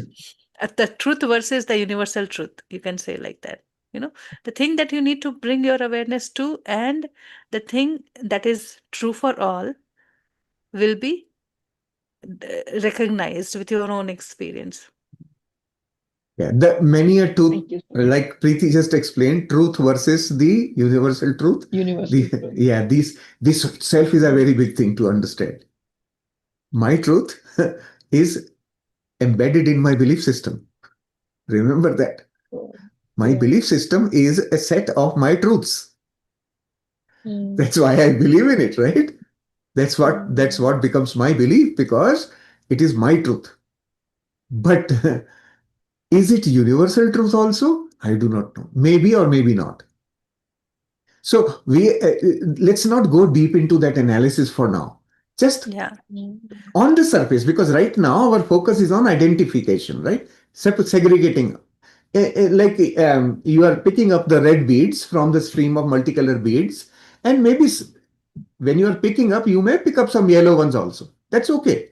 Right now, you are beginning to focus on that stream, identification of the stream, right? And become familiar with it. And So the trust me, there will be a stage when through this course, when we go, we are going to repeat this thing more and more and more. So fundamental I am teaching right now. Later on, we'll go and work on the specific information that comes. And there will be information more than the truth that you will be looking at later on. But um, segregation, once you start identifying with that channel, the station, you will be easily able to tune. And when you have practiced it enough, you will actually remain in tune with that station all the time. You will not When, believe, Sariji, hmm, for years I was reacting rather not responding. And why should I change? I am like this. This is my way of speaking, and this is my tone. You have to accept it. I have to hmm, do this. hmm. I don't know, over past few months and maybe more than a year or something, whatever changes I am undergoing, first time I realized ki, oh, it might be wrong, or I might improve upon whatever my way of speaking was. And then when I go back to my hometown and I hear people, and I started feeling, oh, this sounds very rude. Then the thought came to me, oh, all these years I've been speaking like this. This must be so rude to hear to my immediate family members, or because with outsiders we are not like that. What actually matters is my close family, my immediate family members, जिनसे आप ज्यादा interact करते हो, जिनसे आप कम मिलते हो, उनसे तो you're always good or always polite, or you sort of try to be like my You patients and fake. my Yeah, you fake. yeah, you are not what you are actually. So Yes. whatever I've been doing and whatever time I'm with you for past, Mm. it's so much awareness Mm. about my tone and my speech and my this kind of a behavior with my own immediate people जिनसे हमको दिन रात बात करनी है. Yeah. How it has come because इससे पहले इतने सालों तक कभी फील ही नहीं हुआ. And आप Mm. जितना यूनिफाइड में you are talking about love, उतना ही मेरी अवेयरनेस और बढ़ रही है कि क्यों मैं ऐसे बात सारी जिंदगी मैंने की. Why couldn't I improve upon it? Mm. Now I'm speaking, in a much better way or this thing. So Yeah. that's why this is happening with me and this has happened to me. And by even just hearing ki you are love and work from your heart, live in your heart space, love. So much इतना प्यार प्यार सुनते हैं कि वो दिमाग ही change होना शुरू हो गया. So this is it. This Thank you so is much. the plaque which was accumulated over such a long period of time is dissolving now, right? The Yes, cleaning yes, process is there, the plaque is yes. dissolving, and then Dissolve. your real self will start showing out, right? You are unfolding yourself. That is what True, we are doing. true. So it's very good. You are becoming aware of the change. You are becoming aware is the most important part of it. And then when the change is naturally coming, you are not forcing it on yourself. It is naturally Absolutely coming. no. But what Hmm. is important is becoming aware of the change. Yes. Okay. Very good. And feeling happy about it, feeling confident about it. Well, this is not really going to damage anything that I used to believe in. That's the process. This is what our preface says, that continue to do what you are doing. Don't change, you have to change yourself. Just do the practices. That's all it is Very asking true. us to do, right? And we Yes. begin to unfold. We begin to surface things which were hidden within me. And when things come to surface, I have realization. Oh my God, this is how beautiful I am. I never thought. That is what will unfold. You will begin to witness your own beauty. Very true. Yeah, yeah. Thank you so much. Thank you. Thank you, Jasmeet. I would just open that paragraph and I would ask everybody to read it in your own time, where it says, quietly speak out those thoughts. Where the quiet practice starts, and you get into the practice, and it asks you to speak aloud the thoughts that you receive. There it says, it doesn't keep saying that universal truth, you're a universal truth. It is telling you about the truth that you are speaking. Those are the messages from your higher self, right? So later in the paragraph, it says, this week you will receive only universal truth. So let the process unfold, and let it reflect the need of your life in this particular time. Um, Start noting every day what you receive, and then see how the messages are evolving. The nature of the message, the type of the message is evolving with everyday practice. So very beautiful experience, Jasmiti, that you brought, that can clarify most of our questions today at the group level. So we are not just talking to you, it's for everybody.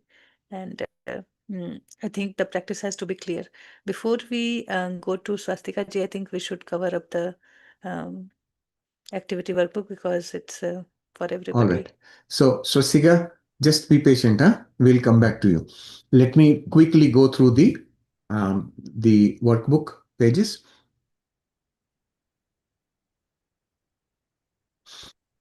And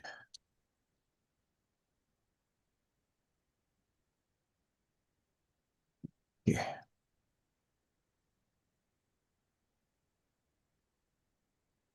All right. Hopefully everybody is able to see it now. You can zoom in a little bit more, just do a little, do half the page. Half the page. Okay. All right. Yeah, this is Hmm. good. Okay. So we have talked enough about the chapter. So the purpose should be clear now, to let your words become channels of God's love and truth. Excuse me. Learn to consciously listen to your higher self and separate it from the mental chatter. This is what I was explaining. Speak out the universal truth it communicates. truths that apply to all at all times, guiding you into alignment with love, peace, and abundance. So, this is a really wonderful summary of this whole chapter. In few lines, the purpose of the chapter has been explained. And I think we've talked enough about it, so I won't go really deep into that. What It means affirmations you like can, yeah. like the ultimate that you were saying, right? Initially, you would get bit by bit, weekly or daily Mm, mm, messages, mm. and you will get it sometimes.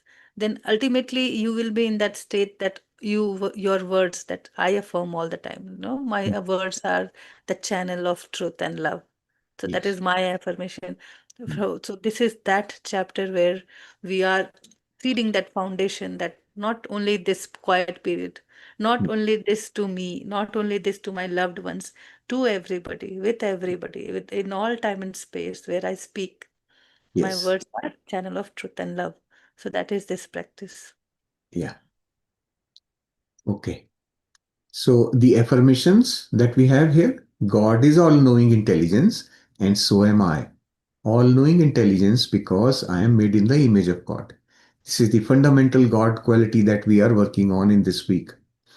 God's truth flows through me. When we are talking about being made in the image of God, that means the God's truth or the truth also flows through me. My words are channels of love and truth. That is the affirmation we have to use for this week. These two affirmations, when you actually practice them, they should sink into your subconscious over time. If you continue to practice some of these affirmations regularly, they will sink into your being, and then you will start operating from there. And of course, this space is there for you to also um, do the weekly uh, tracker for you. Make sure that most of these boxes are ticked by end of the week. And also know that if they are not, then you will have questions that you will need answer for, right? So just know that. Quiet period practice. We have gone through the practice now for 2 sessions. I hope you tried doing it by yourself as well. If anyone has questions about the steps that we have here, they are fairly simple. We are building up on the practices we have learned earlier. So in the first 3 weeks, we have learned some things in the practice. Those are repeated right in the beginning. And then during this particular week, we are doing a special thing here. You are asking the higher self to give you statements of universal truth. Quietly wait for the message. Quietly waiting for the message is the most difficult thing. You can ask, but after that, your mind goes into action. And that's where the quietly part becomes difficult. It takes practice and slowly it will happen. Ultimately, when you tune into that particular station, the station of the higher self, where the messages are coming from, when you tune in there, then it becomes normal and natural for you to stay connected there, right? That becomes your frequency also. Now speak out loud those thoughts as they come. So during your practice, you be in a private space so that you are not hesitant to speak them out, right? Just make sure that. Uh, Even if simple, the example is I am love, love is all, right?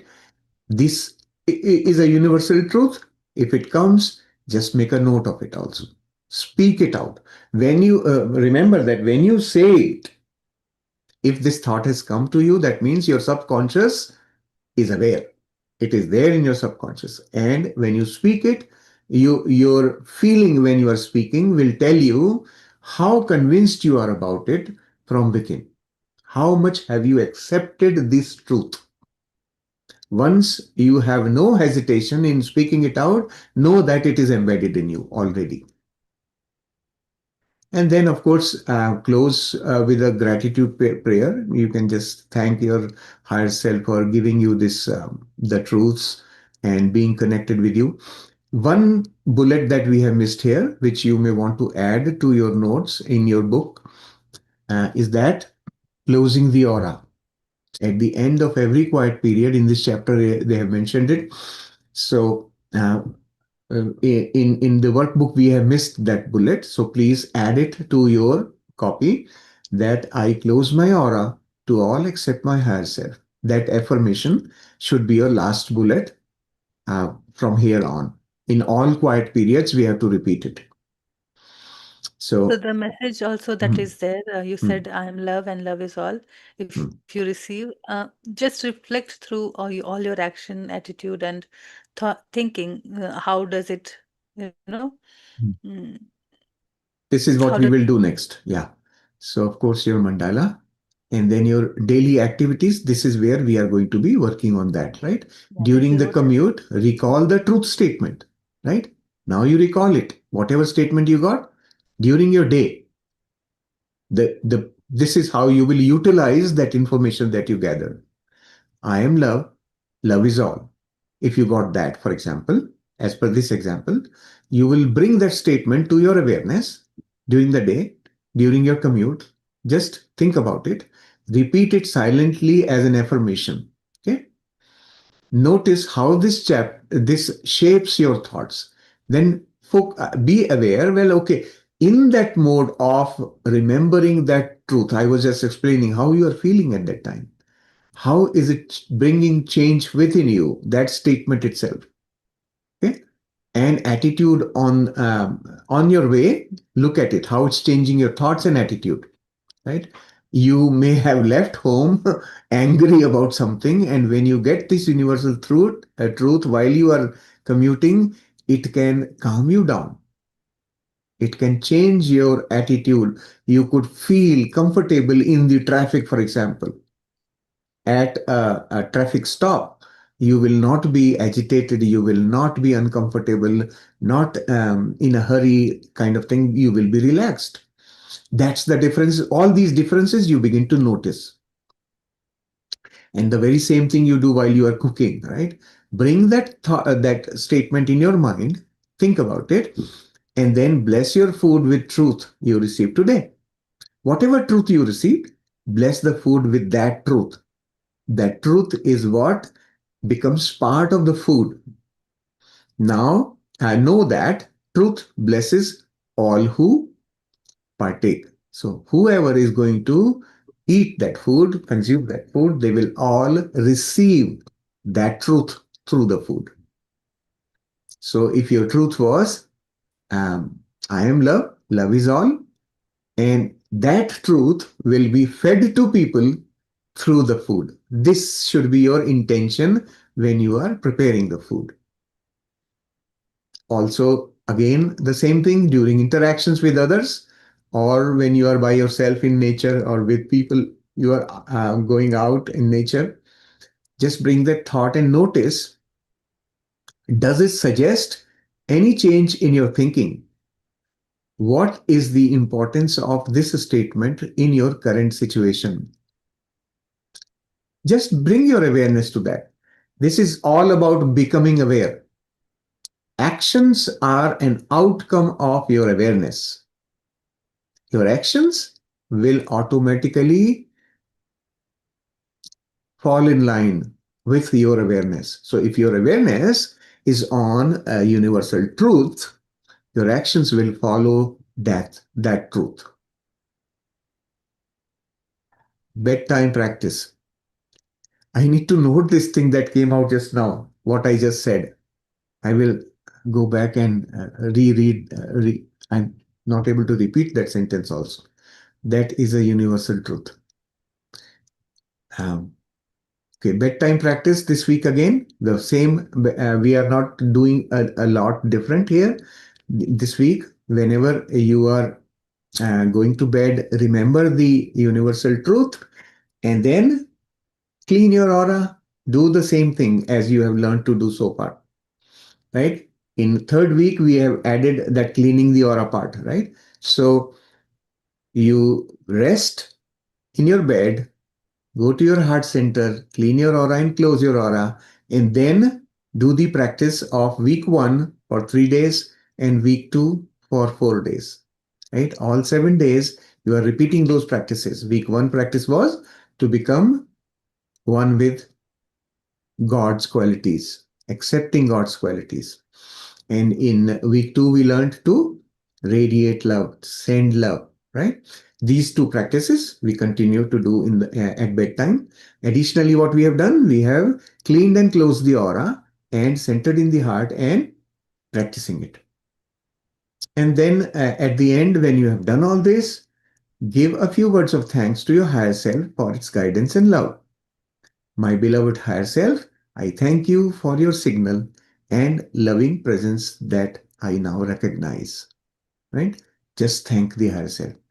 Even if you have not got the signal, thank the higher self for the signal.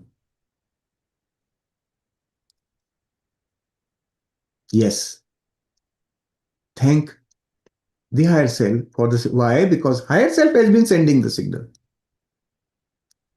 I have not been able to recognize, right? So I continue to thank the higher self for the signal and for being present. Higher self's presence is permanent. It never shifts, it doesn't change. So bring that to your awareness that I am aware of higher self's presence. Together with higher self, other things are present which I am trying to remove. That's a different thing. But higher self doesn't move. Okay. Then your thoughts for a day, um, what you learned through the day by observations of being in that mode, staying with that universal truth that you got. What changes did you notice? How did you perceive your day? Just a short summary, 2, 3 lines of what you felt during the day that you can keep adding here on this page. And then, of course, daily reflection journaling prompts, right? How is this truth relevant to my life right now? This could be one of the prompts. So when you sit down to write and you are not getting anything, ask yourself this question. How is this truth relevant to my life right now? And then allow your own knowing to present itself. Other thing that you can ask is, did knowing the truth change the way I interact with others? Did it bring a change? Did it change my behavior of interaction? Okay, and then This is where, you see what the messages that we just received from Jasmeet ji. You can just put it here and see how it is helping, or hmm, the message that you received today. hmm, This is there to bring that awareness, the usefulness of that message. right. So initially you will get some, maybe your belief system only or whatever, let Hmm, it come and then see if it helps you. And hmm, then later, the more you clarify hmm, these little words or little truths, you will hmm. find the universal truth very easily. Yeah. Then the next prompt that you could use is what qualities of God, love, compassion, joy were present in my speech. So when I was speaking, did it include some of the God qualities? Which ones were those in my speech? That you can make a note here. And then the last one here is, when you spoke from truth, did your words uplift or bring peace to yourself or others? So how did you feel? And how did you notice others were feeling when you brought this thought into your being? Your behavior would have changed, and that change would have impacted your experience of the environment and others' experience of you. All be aware of that. Notice if anything changed there. So this is all that I have on the workbook. Preeti, you want to add something? I think last point is very much important when Hmm, you spoke from your truth. hmm, So the truth that you received, you made changes, you made correction, alignment, whatever you call it, and then you are acting from that. So now from that state, do you see any difference? Right? So, and also see if you changing your way, bringing peace to yourself, and others are also getting uplifted by your presence. Right? So, this particular chapter is there to align us to truth, to peace, and by being in our heart center. Again, that practice of week 1 is strengthened here.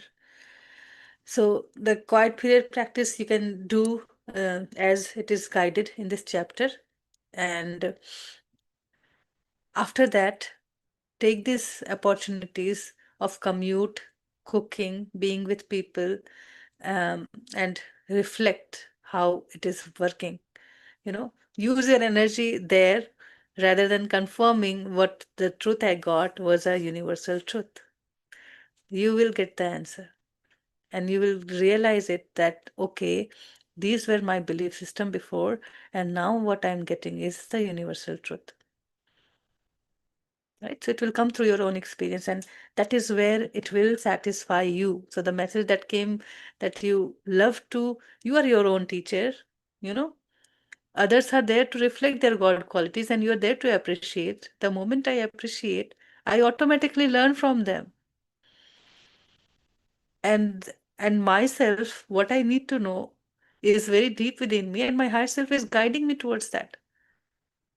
So that kind of freedom you start giving to others. So I have to teach everybody now in my family. I need to teach what I learned and all that. That will slowly, it will vanish completely. You'll appreciate, admire, and your presence and everybody's presence, and accepting life with its own beauty.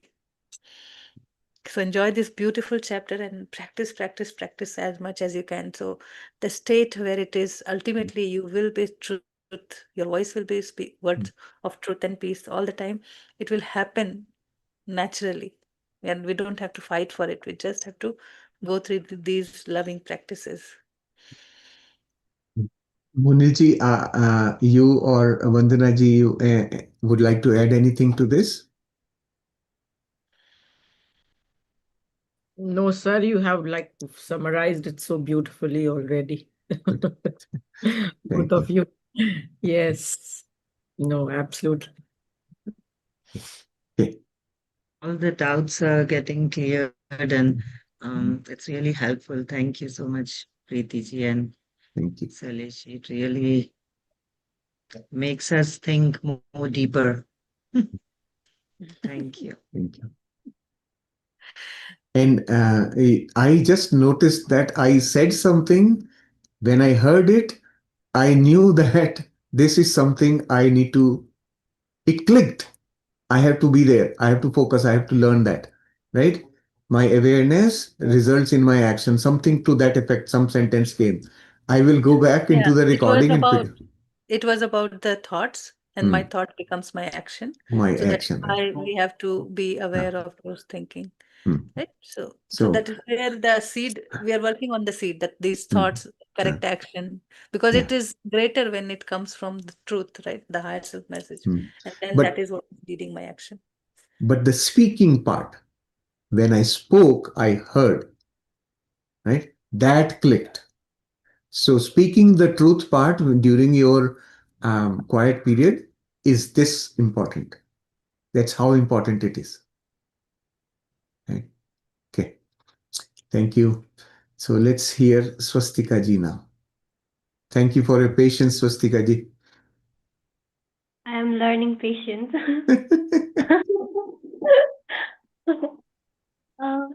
Like you used to say that the questions will automatically, like, it will reduce. The same thing happened to me right now. When I raised my hand, I had so many things to speak of, but I feel like there's nothing to speak. But however, I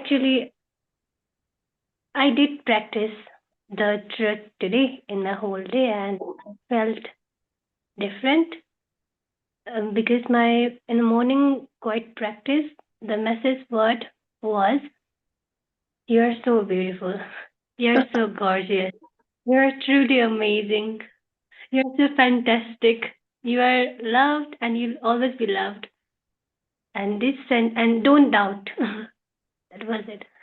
And so usually I'm afraid of people. I mean, I feel like I'll disappoint them, or they would not like me, not love me of my actions. But today, because this was on my mind, I was repeating it, and I had a different attitude when I went to my work to see other things also. I mean, for the work purpose, the first thought that would come was afraid, like of fear. But then naturally, not even like I had to poke it, naturally I used to, okay, I'm so fantastic, I'm truly amazing, I'm loved, I will be loved. And that attitude continued the whole day.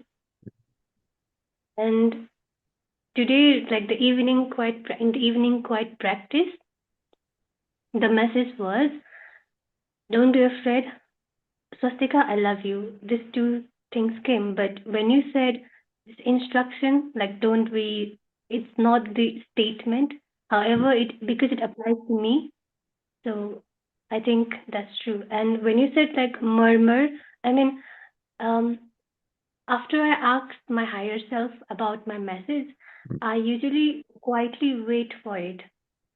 And when I find this truth, this statement, then I repeat it.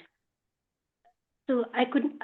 So when you said that you have to distinguish between the chatter and the statement, so I was confused because I felt like I didn't really hear murmurs, but I did. Mm. The murmurs, like I could see visuals of like something like ghost, like black something passing through me and saying like, "Oh, you are going what, like, whatever you're thinking is, it's all." Did you get me? Like, but then okay, don't doubt came. Don't be afraid was there. Mm. And murmurs like in the morning used to be like, you're wrong. You are not safe. That kind of murmur was there. So it's and I want to just share something like Mm. when I read the chapter in the morning, the things which really uh, impacted me was one thing was like they said that only unconscious people who are not conscious cannot do it, and you are not and you are conscious. So that means like you can. It's a subtle way of saying you can do it. Like you can Yes. do this thing, right? Yes. And also use them to use for your happiness and abundance. Like when you have to use the statements, and that you have to use these statements, and then that's the path to your happiness and abundance. It's not like you just have a statement, you have to make the use of it, and then you go to the path of happiness and abundance. Mm. And it was also like be patient. Like the specific personal specific statements are not going to come this week, so be patient for that. So I'm getting the be patient message everywhere. And it's also like claim that statement that you are all knowing intelligence, and yeah, and just know it to be true. It says don't doubt, know it to be true. So you don't have to really do anything to accept it. You just have to like just know it's true. So it was, and also it said today is the day that you start becoming the whole. Like gone are the days of mistake. Today is the day you start becoming there's no excuse for mistakes. And it did not say yesterday or tomorrow, it's like today. It's today. It's not what no. So and the question I used to have is what when it says to opt to not make mistake, you have to actually operate from your whole self. And I used to think that it's such a big condition, like the bank, like it gives you a big gift, but it puts big condition that is impossible to meet. I feel like that, but I made a thing it's like, see, um, first thing is like to know everything and to act with complete knowledge is human. It says that, right? And then it says for that you have to operate with the whole self. Now, who is the whole self? It is all-knowing intelligence, and you are already all-knowing intelligence, so you don't have to actually do anything. You are already that. So there's no condition to it. So yeah, this is it. I think yeah. Good. In the did quiet practice also, I was repeatedly clearing my aura because I was feeling fear in between the practice when I was asking for signal.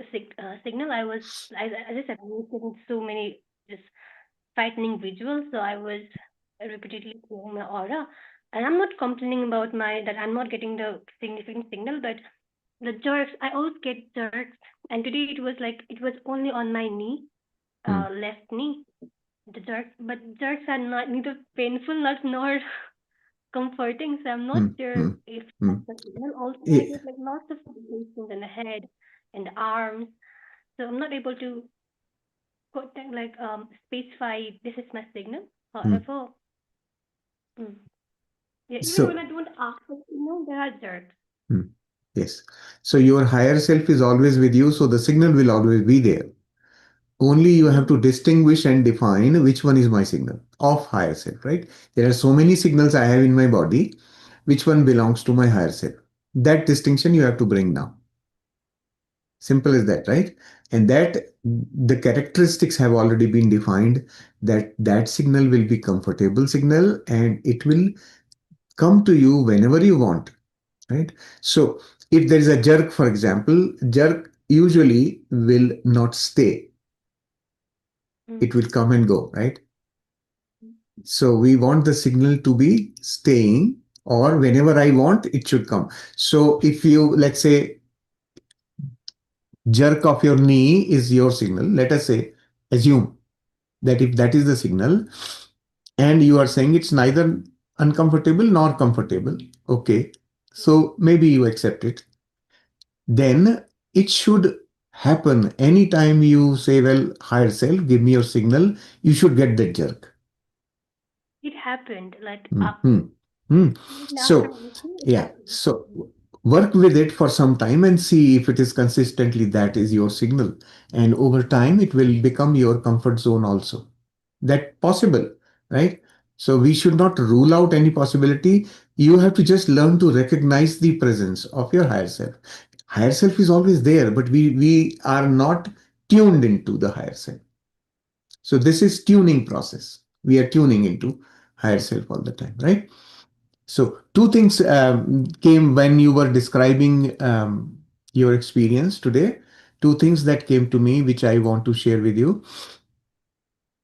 Most of your fears are based on future, which comes from, in Hindi we have a saying, सबसे बड़ा रोग क्या कहेंगे लोग,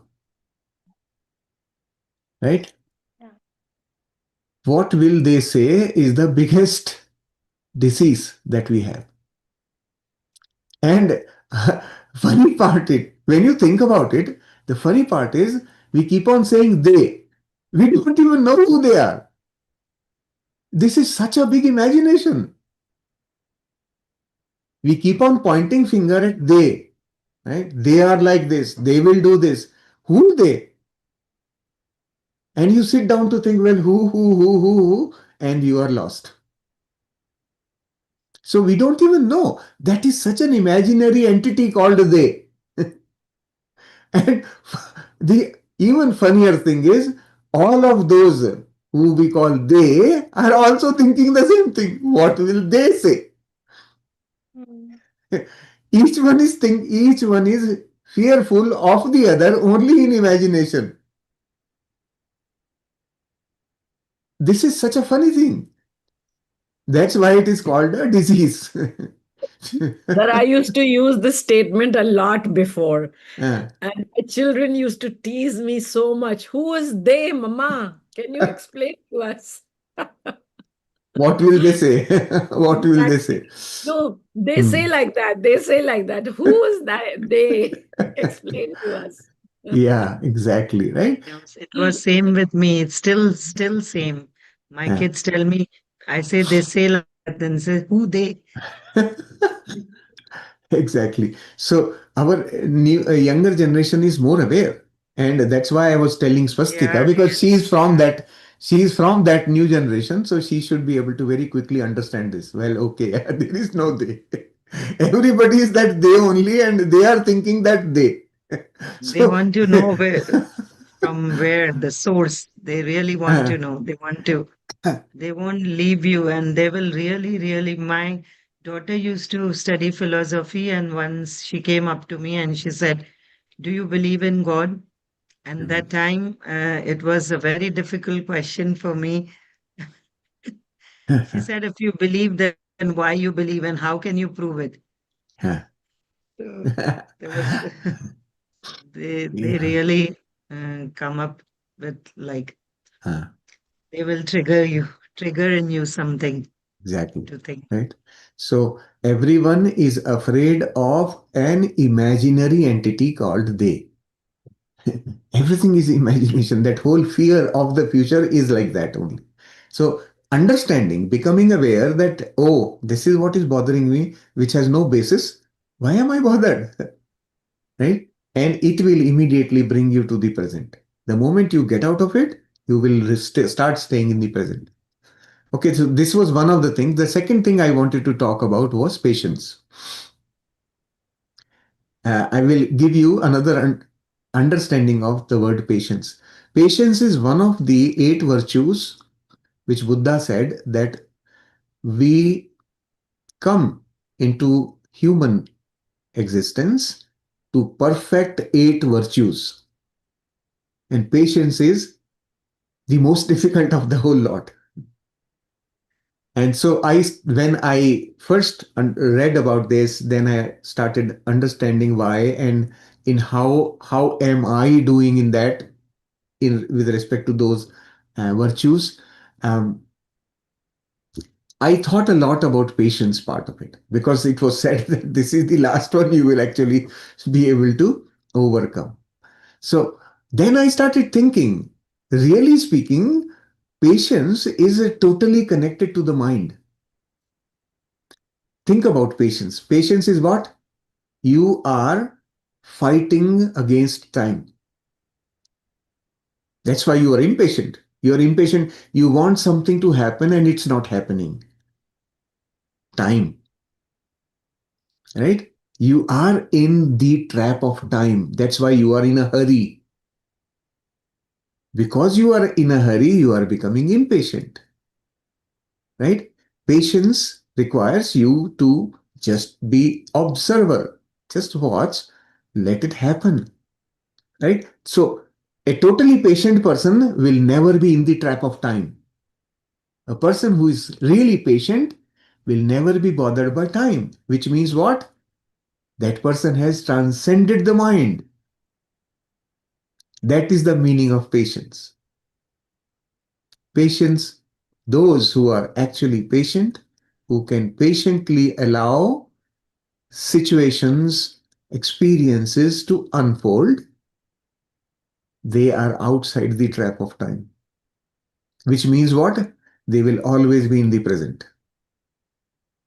Always. Those who are outside the trap of time means what for them? There is no time. There is no past, no future. It They just will be in is. their heart. Hmm. Right? So, such a beautiful understanding of the word patience. It signifies our connection with the mind only. So, when we are in the mind, we will be impatient. There is no other possibility. So, patience requires us to start calming down, calm down, and make the more um, patient you are, the more your mind is at peace. They are both connected. Peace is again related to vibration in the thought process, thinking of the mind. So these are two connected things. So lesser the thought, the more the patience. So in your heart, anyhow, you are everything Hmm. and connected to everybody. Hmm. The people who you are afraid of today, they are inside you.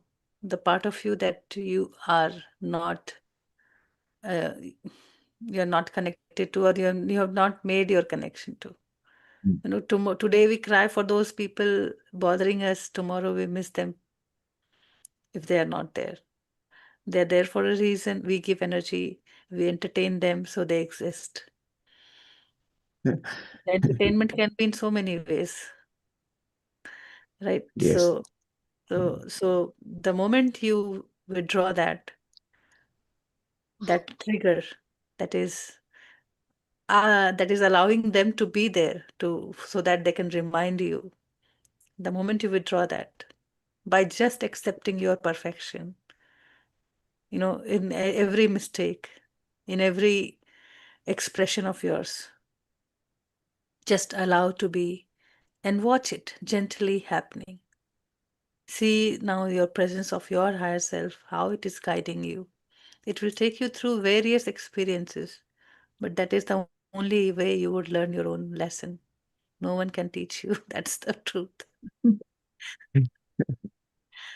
Right. So, Swastika, the fear of making a mistake, you mentioned that today. So, fear of making a mistake is unfounded as per this chapter because you are all knowing intelligence.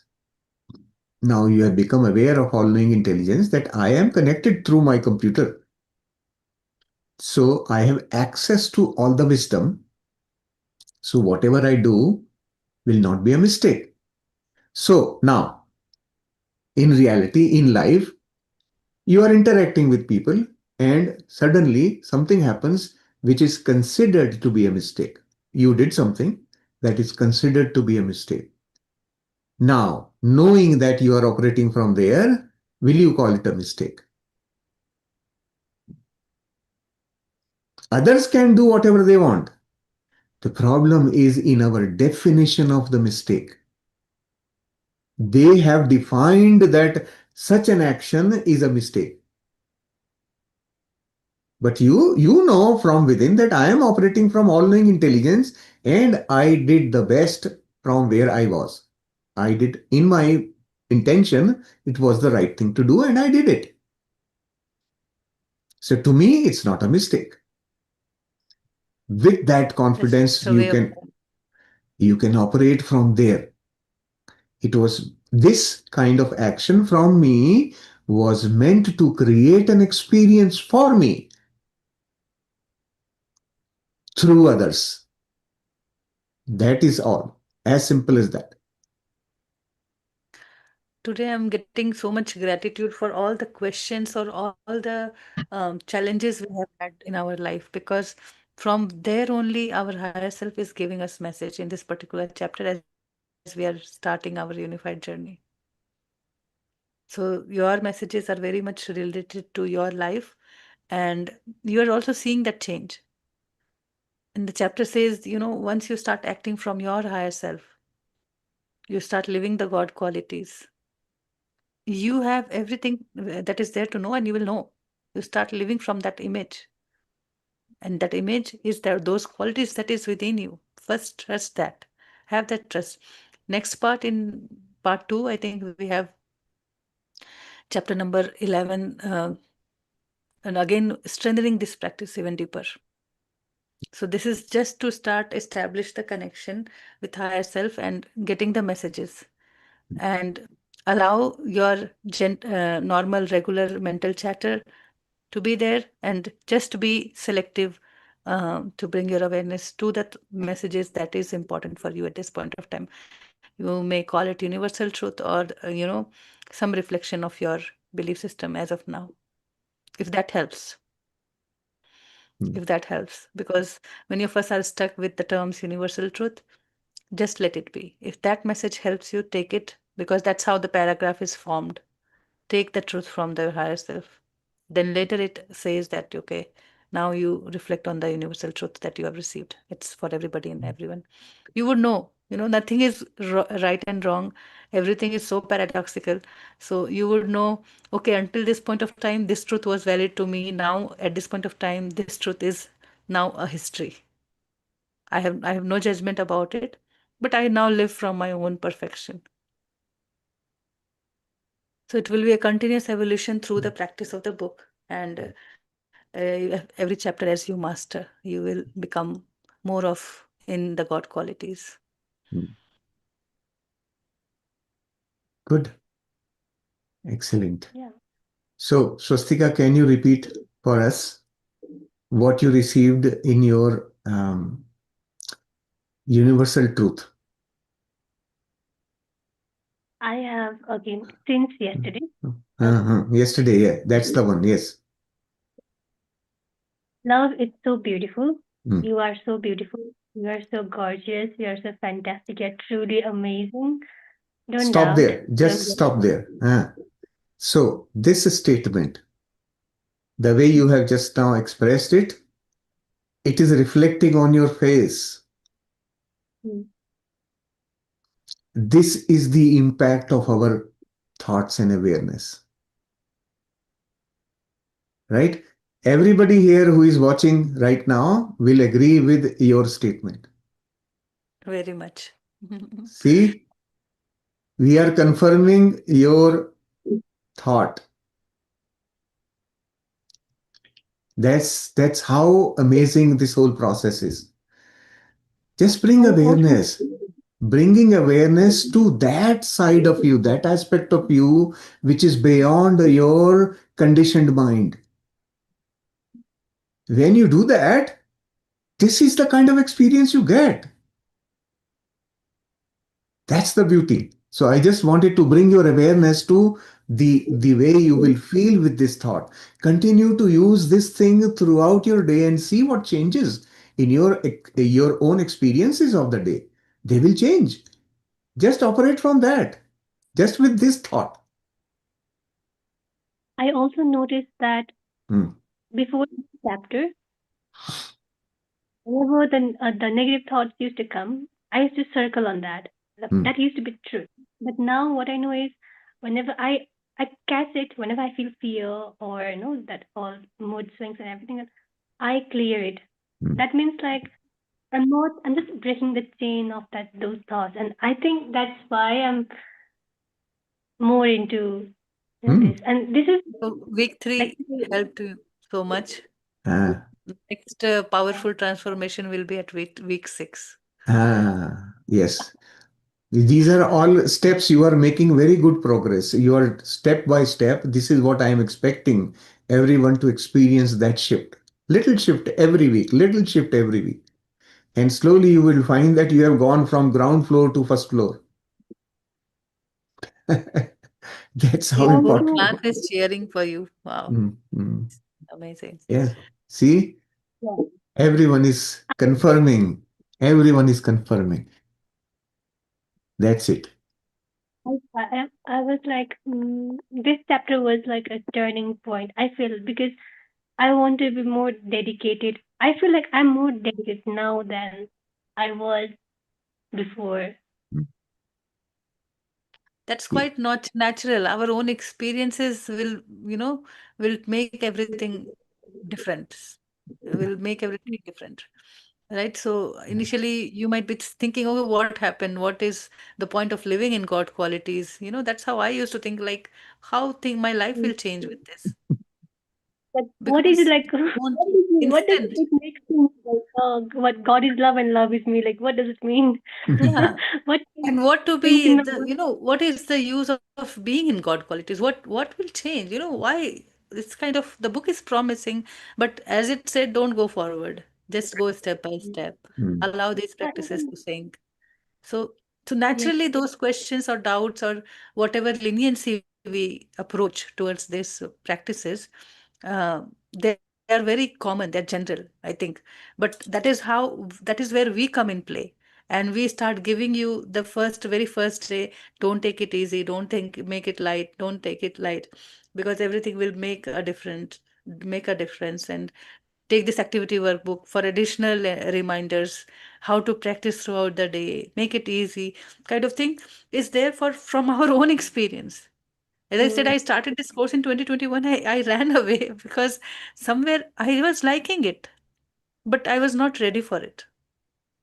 mm, My meditation journey had just started, so I wanted to explore furthermore, and I was like, it was so peaceful to be in meditation, just 2 3 hours, sit quiet and close your eyes and just be there. I was in that state. But here, mm, actively, I have to watch my thought, work with it, and I was like struggling with that pattern. So, so So it takes its own time for us to really open up to our own self, where I'm That able, And I'm ready to question myself. I'm ready to see myself, accept myself the way I am. It takes its own time. I also found an insight in this statement. Like love is so beautiful, and I always used to struggle to see like life is like the statement life is beautiful is more common than love is beautiful, right? So when I'm enforcing life is beautiful, it would be like as if I'm trying to see, trying to like scratch the surface, like life is always beautiful. But when I say love is beautiful, yeah, love is always beautiful. No, you don't have to think much on it. Love is beautiful, and if you think, when I see a tree, it's life, but when I see it with love, and then it becomes beautiful. Otherwise, it's never noticed. So uh, love is beautiful. So uh, love is beautiful actually makes so much sense than yesterday. mm. Good. This is See deeper how thinking. Mm. Katrika's higher self in action, how Absolutely. beautiful you are actually, then you never saw yourself. Always Ah, under influence of others and whatnot, so many things. mm, Uh, and see, just the week 3 has reduced such a crappy thought. Cut it from your head. No need. These mm. are all waste. Don't waste your energy on them. Good. Excellent. So we have all learned in this book, because we are made in the image of God. God is love. So I am love. Right? This much we have known by heart by now. At some point, try to reverse this. Just start with a mental exercise. God is love. Change it to love is God. And you see how much your mind is going to resist it. Try doing that. I keep playing like that. This is my way of keeping my mind engaged in the right direction. So I will just leave it as a thought for all of you. It was my relation last year also. So when Mm. God is love, replace every God word with love. Then read that book, read the chapter again. And you will see there's only love, and that is what is everything. How you see it is your journey. But here is the seed. So when in the beginning I must have said this several times, that by end of this course you will know what is God. This is the meaning of that. And that I am love is also so it's because the grammar will complain.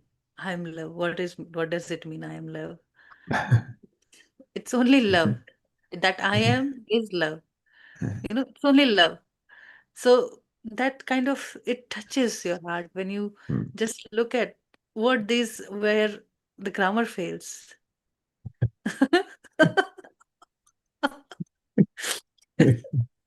Yes. Preeti and I have been laughing at these things quite a lot. So we are able to synchronize. Yeah. Okay. Thank you, Swastika, for sharing this beautiful thing for all Thank of you for a us. Yeah. beautiful session, but I have to leave now. Yeah. So I Please. Okay. Okay. Go keep ahead. on. Yeah. Thank you. Yes.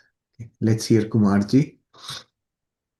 Atmananda, Preeti, Shailaji. Yeah. Love is God.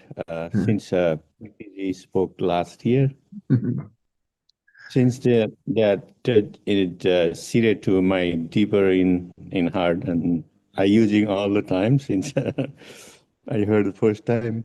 Wow, that's amazing, interesting. Let's play around and then being the love. And I just want to share everybody's progress. I feel so great. I mean, seeing everyone's in progress, including Swastika. Genji Power, she has so much responsibility, She can heal herself and surrounding, and us, we learning together as all the team. So this is Genji Power. Keep keep doing what you're doing. It's amazing. I love all the Jaspinderji, every one of them. The progress, how we made it, and along the journey, long way to go. So it's a lot, but be at the moment. Yes, Thank you so absolutely. much. Yeah. Back to you. Thank you, Thank sir. you. Thank you, Kumarji. Thank you. Yeah, the Gen Z, entire Gen Z is working on that last virtue, patience. They are here working on that only. Yes. And imagine where they are in their level of consciousness. They are there doing the last step. So Yeah. They're all the way and up. Just absolutely. They devoting the are patience. They already in a rocket. So they are there. I just Yes, absolutely. yeah. Thank you. Good. Thank Yeah, you. amazing. Thank you. Sunanda जी आप unmute कर लीजिए. Yeah. Atma Vandan to everyone. Madam. Yeah, always, like yesterday, Swastika invoked the thought in me today also, because, even I have my own predicament in the sense I have not got the indication from my higher self. But without higher self also, uh, yesterday I got that message day before yesterday. But that time, many sensations were there. So I could not know what. That you yourself, from that animated picture, the flash of picture, I could get that, yeah, I myself is God. Why I am thinking that there is no feeling in my heart about it. So that worked fine for me. Then yesterday, the whole day, yeah, it was not there. Night time also I practiced, it was not there. The indication, morning time also it was not there. And today morning, even it was not there, but I got the message that I'm all pervading. Then I did not, yeah, I know in general it is a universal truth in the sense that God is all pervading. That is the belief we have, and it is also written in the scripture. And I also believe in it. Never I have questioned about God or all pervadingness or anything about God. Never ever. Everybody's question becomes my question. That way I have got all the answers actually so far. So all pervading. So now in the afternoon, means in the evening, the one session we had, there also absolutely no sensation also. Today morning also there is no sensation anywhere. So, but still I could make out that, yeah, that is the feeling I'm getting, that I'm all pervading. So, and evening also it was like whatever is happening, it is good for you. Okay. So in my context, I took it in my context. Yeah. So far, like whoever is not got what, I don't know, but that thought is behind my mind that so far I have not got the indication. So without indication, I cannot advance much. I'll just guess, yeah, this is the maybe from my higher self. And nonetheless, I always say thanks and gratitude anytime in the evening or to my higher self after my meditation. So here in my context, that all pervading, I took maybe I'm not, yes, I'm not limited. I think I'm limited, but I'm not limited. That is the message from that, that I'm all pervading. And whatever is happening, it is good for you. So it can be for everybody, like, yeah, whatever is happening to anyone, it is the thing for them. So same way also, whatever is happening to me, whether I'm getting the indication or not, or, it is for time being, it is the perfect thing that is happening to me. So Correct. That's right. Yeah. Now, all pervading, your your own quality of being all pervading, um, how does this become your experience? No. Yes, only Yeah, that so you have I know only the knowledge. assumed. So this is so far an assumption for you, Yes. right? Scriptures are saying like this, so I am agreeing with the scriptures, but it's not my experience yet. Yeah. Hmm? So start questioning it. First thing you should do is, I don't agree with you. Uh, Remove these Never I barriers. have thought in that way because no, that is the reason. That is the reason why God doesn't participate in anything. It is all pervading. It is everywhere, anytime, every time. So Yeah, that is the understanding I have got, and it is ingrained in my mind. I also do agree. not want to question it at all. But to my context, Now tell me, okay, if it is ingrained in you, do you operate from there? not no, not so far. Yes, This because is I'm why. still limited. Yeah. Yeah. So go in that direction. Now start exploring how am I? And we are going to be dealing with it later on in one of the chapters about this all pervading thing. But in the very beginning, we have started with the concepts which we are laying one by one. They are pointing in that direction only. I am made in the image of God, right? That's fine. Yeah. Okay. And so is everything else in this universe. Yeah. Right? Like you are saying, I am made in the image of God. Shailesh is also saying, I am made in the image of God. My pet is also saying, I am made in the image of God. The tree is also saying the same thing. Right? What does that mean is everything that exists is made in the image of God. The very fundamental concept that has been introduced. Right? With Yeah. that, we are starting from that assumption. The journey for exploration starts from that premise. Okay, we are only assuming so far. We don't know yet, Yeah. right? I am made in the image of God is still an assumption. God is love, so I am love because naturally, because I am made in the image, I have all the characteristics. Second assumption. This is also an assumption. Experientially, do I know? In my Yes. experience, that knowing is what we have to go after. That is our objective to prove whether my assumption is right or not. How will I prove? For that, we have to do the practices that are given. These practices will help us prove that. Chapter by chapter, we are going to be proving one by one, right? So this all pervading stems from the very fundamental that everything is made of love. The common denomination of everything is love, right? That is the connector. This is how, if let's say if you are made from the same fundamental element called love, which I am made from, that means anything that is experienced by me, the love, will be experienced by you only. And so everything else will experience the same thing because of that connection, right? Yeah. And so now, when let's say I'm thinking about Eiffel Tower, that thought is whose thought? My thought. The entire existence has the same thought through that connection, instantaneously at the same moment.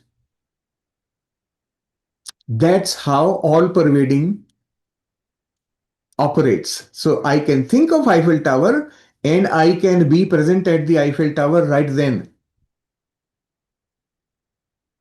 Why? Because I have it. Eiffel Tower is made of the same love as I am. So I am, the moment I bring my awareness to Eiffel Tower, I am there. Yes, it is in Right? my consciousness.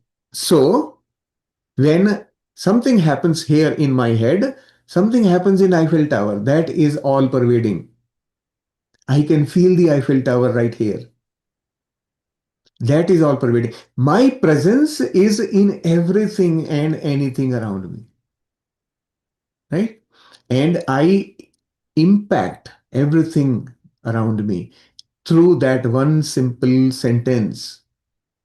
But I have to, once again, I will warn you, don't assume this thing. Don't accept it. Assumption, yes, it's a basis. We are starting from there. But experientially, I have to prove it. Shailesh ji can keep saying whatever he wants. Yes. I Yeah, that have to is prove. yes. I have to prove it to myself. And that is the journey. Yeah, yeah. That, right? That is the journey you are on. This is your mission. I'm starting with an assumption. I don't disagree with Shailesh ji, but to me, this is still a theory. Yeah, so far it Hmm. is a theory. Yes. So, like that, with one, as long as you are clear that I am working on assumption, I have to prove it right or wrong. Either way, I am not biased yet. No bias, right? It could be wrong also, right? I have to Yes. know it. And by week number 24, I can tell you, you will know it. It is only step by step we are moving, right? So Yeah. don't worry much about it in the sense that accept the assumptions for now. Okay, I am starting from, this is my starting point. I agree with this assumption to prove whether it is right or wrong. So my agreement is not that it is right. My Yeah. agreement is just the assumption. Mm. Hmm? Yeah, yeah, yeah. Proving will happen only through my experience. So my experience. Yeah, Yeah. yeah. So When it becomes experiential, then only it becomes real to me. exactly. And trust me, when that experience comes, you will not even ask a question. You will say, okay, I know. Then you will forget about the assumption also. Mm. That is what happens with the experience. Yes. Yeah. Thank you. Thank you so much. Yeah, thank you. Thank you, Sunanda ji. That's it. Ajay ji, yeah, you can unmute. Atmabandhan Shailesh ji, Atmandan. Preeti ji and Bandana ji and all the masters. Actually, I am all pervading. If we close our eyes now, each one of us can know that I'm all pervading. I will take you in the journey. Like, even if we do not close, I know this building in which I am living is in my awareness because I'm aware of it. And I'm aware of the road outside the building. I'm aware of Dubai as a city. It's my awareness. And the entire Middle East and maybe entire world is in my awareness, including the sun and stars. So now Shailesh will say, no, you do not know Hawaii, after Hawaii, what is there? Oh, I know, I do not know that. So that means it is my awareness that portion I do not know. So there is nothing where your awareness is not there. Exactly. At the moment, at the current moment. See, the only thing that the moment we open our eyes, the eye has a limited vision, so we are unable to appreciate like our Absolutely. godly Yeah, qualities. yes. Agreed. Yeah. It is Yes. there. It's so beautiful to understand that. And also another example is the dreamer. You created the dream world. So when you are touching anything in the dream world, you are touching the dreamer because he is immanent. Every pore of that dream is there, Yes. and that experiences every day, daily we are having it. Yes. And not only you are immanent, that means every portion of the dream you are there, you also transcend it because you have something more than that. Yes. Yeah. Absolutely. Yeah. So That is suppose for expansion, this, right? We expand when we start realizing that my awareness is much more than what I think it is, right? My mind is limited because of its limitations of the five senses, but my awareness is not just that much. absolutely, That itself is good enough to start. So starting and then start experiencing it. That the experiences confirm to us. Our own experiences confirm to us in very small bits and pieces. They will keep confirming to you once in a while. Something will click, and that clicking is going to give you the experience of that. So slowly and gradually, it keeps building. Pieces of the puzzles come together, correct. right? Thank you. Thank you, Thank Suresh ji. you. Thank you, Ajay ji. Thank Very good explanation. Very good. you. Thank you. I will answer Achala ji's question here. She is asking what is Gen Z? Gen Z is the generation Z. That's what we call it's a common term. Baby boomers, Great. and then Gen X, then Gen Y, and now the Gen Z is the new generation youngsters. They are called the Gen Z, right? So this is how generations have been sort of classified with very specific characteristics. So that's what it is. Yeah. Okay. All right. So thank you. We had a very beautiful session, lot of knowing, lot of learning. We'll continue the journey tomorrow. And please bring your questions, any questions, anything you want to share. We'll try to